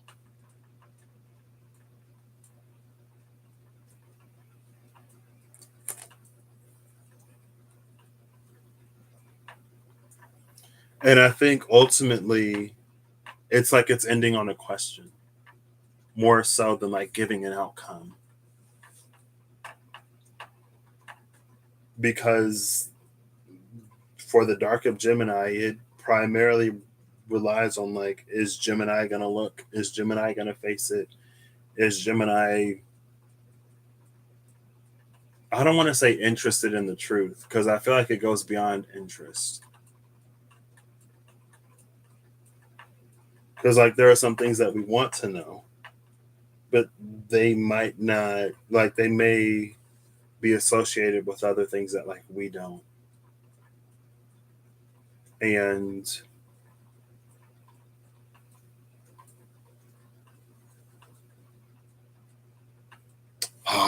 with the Three Kings, I feel like this is Minos. I ended up watching a little bit of the Minos reading to see if I like could tell where I wrote the things down. I might have put them in my phone. I'll have to charge it and look. But Minos is basically the tiebreaker. Aeacus lived a life that was exemplary and earned him the right to judge the dead. Rhadamanthus lived a life that was exemplary and earned him the right to judge the dead. Minos made a lot of mistakes. Minos prove that he was not a man of his word when he did not offer, he didn't let go. He did not let go of what he was told to let go of. And it was the white bull that was gifted to him by somebody. I think in the myth, it's like he was gifted that white bull and then told to sacrifice the white bull that he was gifted. He was told to give it back. It was like, okay, you don't need it anymore. Give it back. And he was like, no, I'm not letting it go.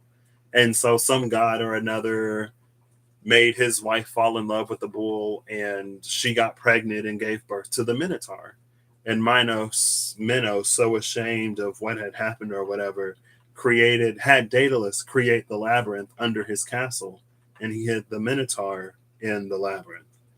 And every year, it's like they would sacrifice 7 boys and 7 girls from somebody that, like, from a kingdom that was not his own, but one that he had power over. They would sacrifice them to the Minotaur.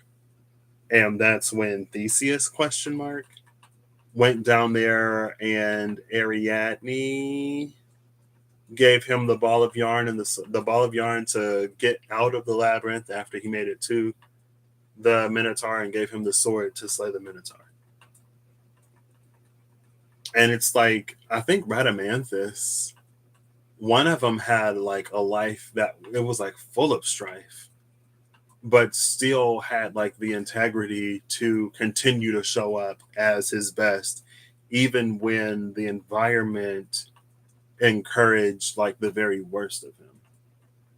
But again, Minos didn't. So, but it's almost like, well, he still got some kind of birthright, or he knows somebody, or he was born into this. So like we still gotta give him what is his, but it's like, is he fit to judge? I don't know. I mean, if you look at the other two and then you look at him, I'm like, I don't know. But anyway, he's the tiebreaker. But when I read him, it felt like Aeacus and Rhadamanthus like never disagree.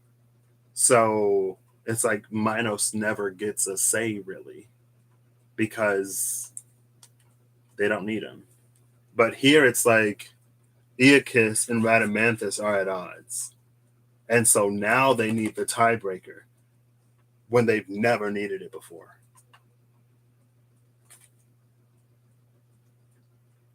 And so maybe this Knight of Swords is looking at the sword like, this thing ain't just for show. It's not just for decoration. I don't even know like what to do with this. But there is the reminder here that not making a choice is making a choice. Inaction is inaction. Not picking a side is picking a side.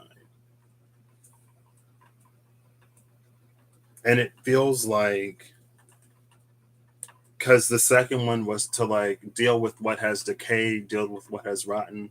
To not do anything is to continue to allow the stagnation to bring forth more and more and more decay, because disease thrives in stagnancy.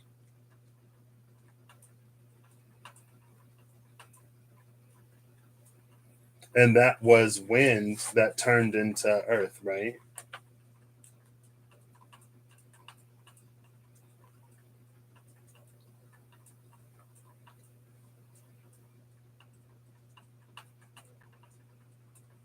So it's the wind that cuts through. And it's interesting. I don't know if there's a like, which is more effective. But water is another thing that will erode earth. One drop wears away the stone, right? But wind does it too.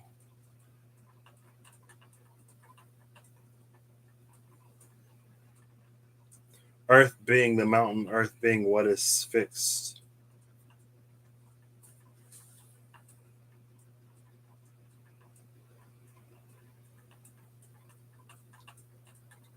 Mm.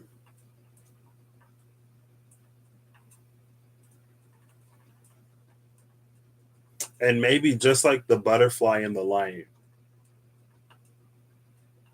it's like, yeah, our Minos' experience doesn't stop after death. And that was, I think it came through in I Ching 18. It was like we see death as like the end of life, instead of sort of seeing them both as this balance. So Minos continues to live in death. And so maybe there were things or that he didn't do when he was alive, or maybe he was found lacking in some ways. And maybe there are some Patricks that just need to mind their own business because they don't get to decide who becomes a judge of the underworld. But it feels like there's something about his time as a judge in the underworld. It's like it doesn't rectify for what he did and didn't do while he was alive. Because just like the butterfly and the chrysalis and the caterpillar, like this is a completely different stage. It's a completely different phase.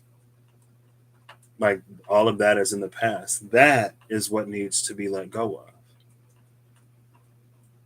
Because he's literally dead. There is literally nothing that he can do in his life anymore because it's expired.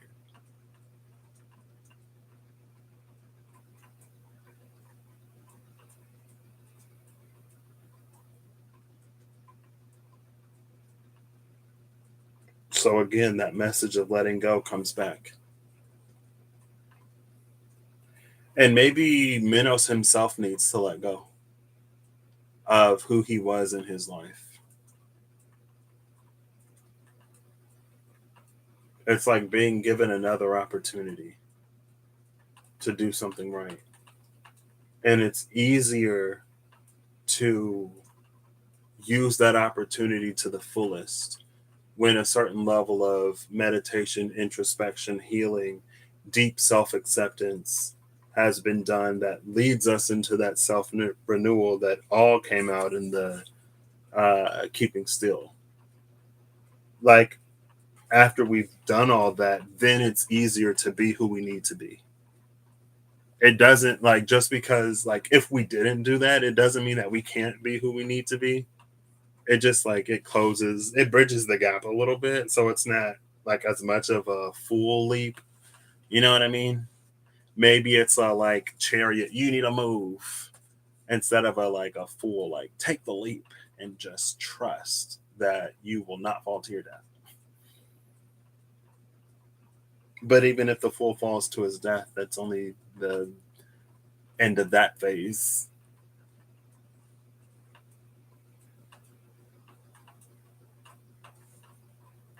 So in all of that, I think there's a theme of like in the dark of Gemini, it's like that eight of swords and the page of swords.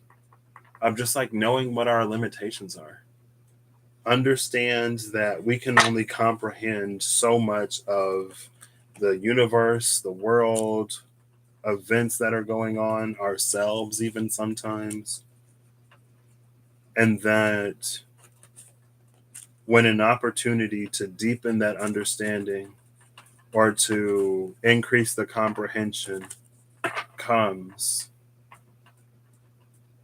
it's like to allow itself to be seen as um, inexperienced. Like, I don't want to say ignorant. Maybe ignorant is the word I want to say. But it's not ignorant. It's ignorant just in the sense of like it doesn't know, right? It's not ignorant in like any kind of like more derogatory way. It's just like it literally doesn't know. Like, how would it know? Again, like with the Eight of Swords, it's something that it's never seen. How would it know? It's like no one is expecting you to know because no one has seen, apparently. And like it's happening so deep in the whatever that maybe you caught a whisper.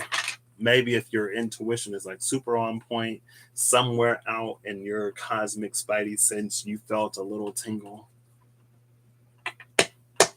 Or maybe, I don't know, maybe you do know, you know?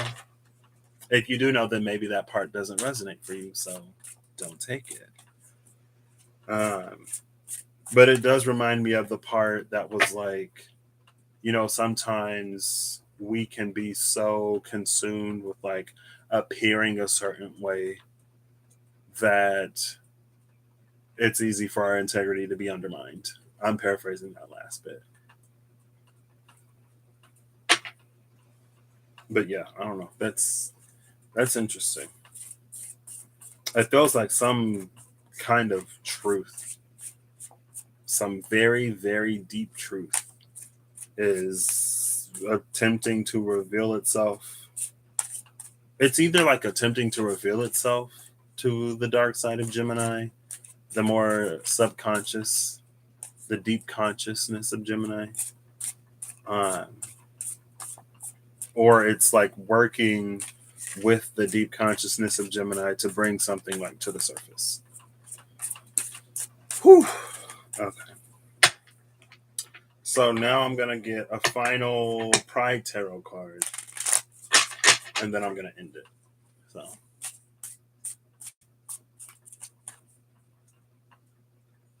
other than sleep, I don't mind sleep.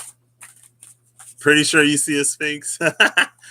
Wait, was it on the card? Because I know it's on the Wheel of Fortune and some other deck. The Two of Cups and the Ace of Cups. The Two of Cups and the Ace of Cups with the Nine of Swords. This Nine of Swords makes me think of, oh, it's the angel that used to come out literally all the time. When I know you did. I know. Um, it's the Angel of Shadows. Like when I first got the year 2 Angelarium, it literally came out all the time. I quite literally forgot that that angel was in the deck because I have not seen it in a very long time. Literally did not even remember he was there, and he used to come out all the time. But it was the Angel of Shadow, and it was a question of like, well, which one is the real one? And in the Nine of Swords, it gives me that same feeling. Like this feels like a giant, but it's like, and then there's like this person right here. Like this feels like a person, and then there's this huge person, and it's like, well, which one is the real person? But so the Two of Cups and the Ace of Cups came out. No, the Two of Cups came out. The Ace of Cups was at the bottom of the deck. The Lovers is behind that Nine of Swords. I think they are one and the same. That's what the Lovers is telling me. Also, that's you, Gemini. So, cool. But what I like about this Two of Cups is like, it was that Two of Swords energy. And so, as the wind is eroding something deep beneath the earth, it creates a path for some kind of water to rise. And I was like, I don't know if wind erosion is faster than water erosion, but it feels like one leads to the other, or maybe like there's a choice that that Knight of Swords takes, and it's connected to the Ace of Cups. The Ace of Cups, especially in the Wild Unknown Tarot for me, is the Wellspring card. The Wellspring is literally, if I had to draw it on a map or on a hexagram, the Wellspring would literally be right here. I just circled it in orange. Like that's where the Wellspring would be. This is where the Ace of Cups is. So again, it's like something in the soul and the psyche are like brushing up against each other. And it's creating this opening. And like this is where like now that the wind has broken through, water can rise. And as water rises up, it'll also expand that like outward.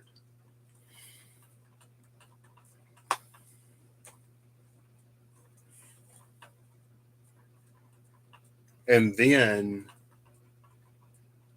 it's like that relationship between the light and the dark will be mended with all these cups and with the Lovers and that Nine of Swords. They will realize that they're like one and the same or something like that. But again, it does take. Look at all these. Oh my gosh, look at all these majors. Okay. Oh, okay. All right. So under the Lovers is the Hierophant, which is the messenger here. And then it's the Magician.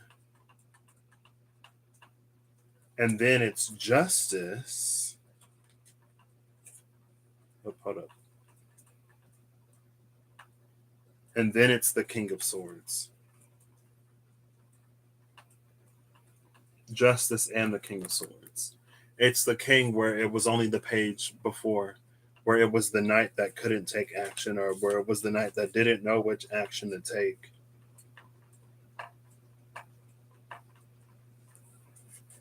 See, that's the thing about like healthy King of Swords energy for me.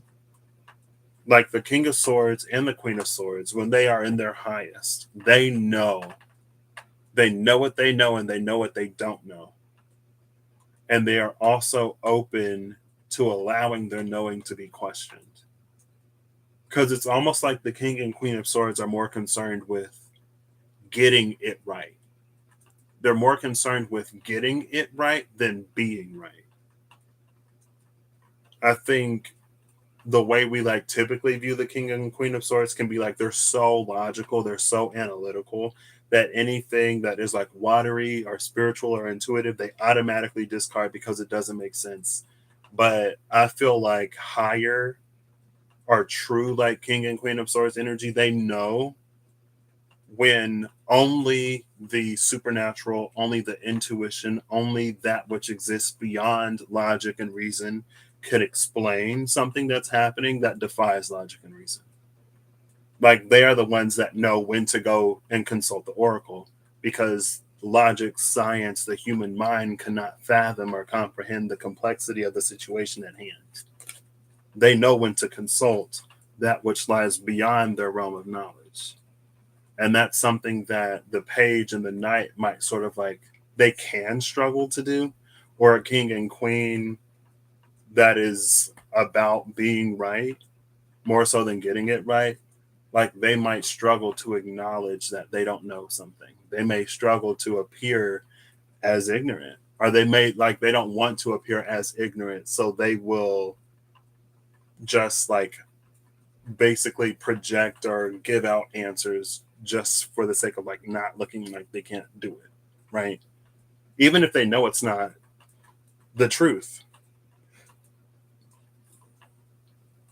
Even if they're like, I know this isn't right, but it's my best guess and I want to save face. They're all about saving face. But to me, because it's like that is intelligence. It is extremely intelligent to know when you don't know and to know who to consult or what to consider. It's extremely intelligent to allow your intelligence to be questioned because that's the only way you learn or you grow. An intelligence that is held but that cannot be called into question, it's like it's almost like it has no foundation. The foundation of that knowing is strengthened when it withstands questions. And it either remains unchallenged or unchanged or whatever. And if it does need to change, it's like there's no sort of harm in doing that. Because again, it just feels like to me, it's more about like getting it right than being right. So, anyway, whoo, Gemini. That was a lot. I feel like it really came together in the end. And I'm always pleasantly surprised when that happens because sometimes I'll be at work or I'll be somewhere or I'll literally just sit down and be like, I don't know what I'm doing today. Ooh, let me do this random thing. And then I start to get into it and I'm like, I don't know where I'm going. I don't know what I'm doing with this. I hope it works. But it more often than not ends up working out. And sometimes you just got to scrap it, and that's okay. Sometimes I'm like, you know what? I'm not ready for this. Or, I don't know, anyway. It feels like it came together. So, in conclusion, I hope you have an amazing whenever you see this. I hope you're acting in alignment to make all that you wish to experience your reality. And maybe North Node in Taurus after a North Node in Gemini. It's about creating a world, an environment, a space, or a life where the twins can exist in harmony. And to do that, some South Node and Scorpio things need to be done, just as like some South Node and Sagittarius things needed to be done to get those twins more so on the same page. And it's almost like as we live life, sometimes there are these spaces of like harmony and resonance that we find within. There is this level of introspection and self-awareness and self-acceptance that we reach, but we may not necessarily find ourselves in an environment that like supports that. And so then it creates tension and it creates conflict. And then there's the question of, well, do I be who I am now, or do I compromise to avoid any kind of friction or unwanted negative attention? We're humans, it's life. I don't think we're expected to get it right every time. I don't think we're expected to always know what's right. But it's like, it feels like there are things that are in place for those cases where we don't know, i.e. intuition, question mark, you know? Good night. I'll have to check out Beyonce Balance and who was it? James Earl Jones. Have an excellent night. Did I finish it? I hope you have a good whatever whenever you see this, and I hope you're acting in alignment to make all that you wish to experience your reality.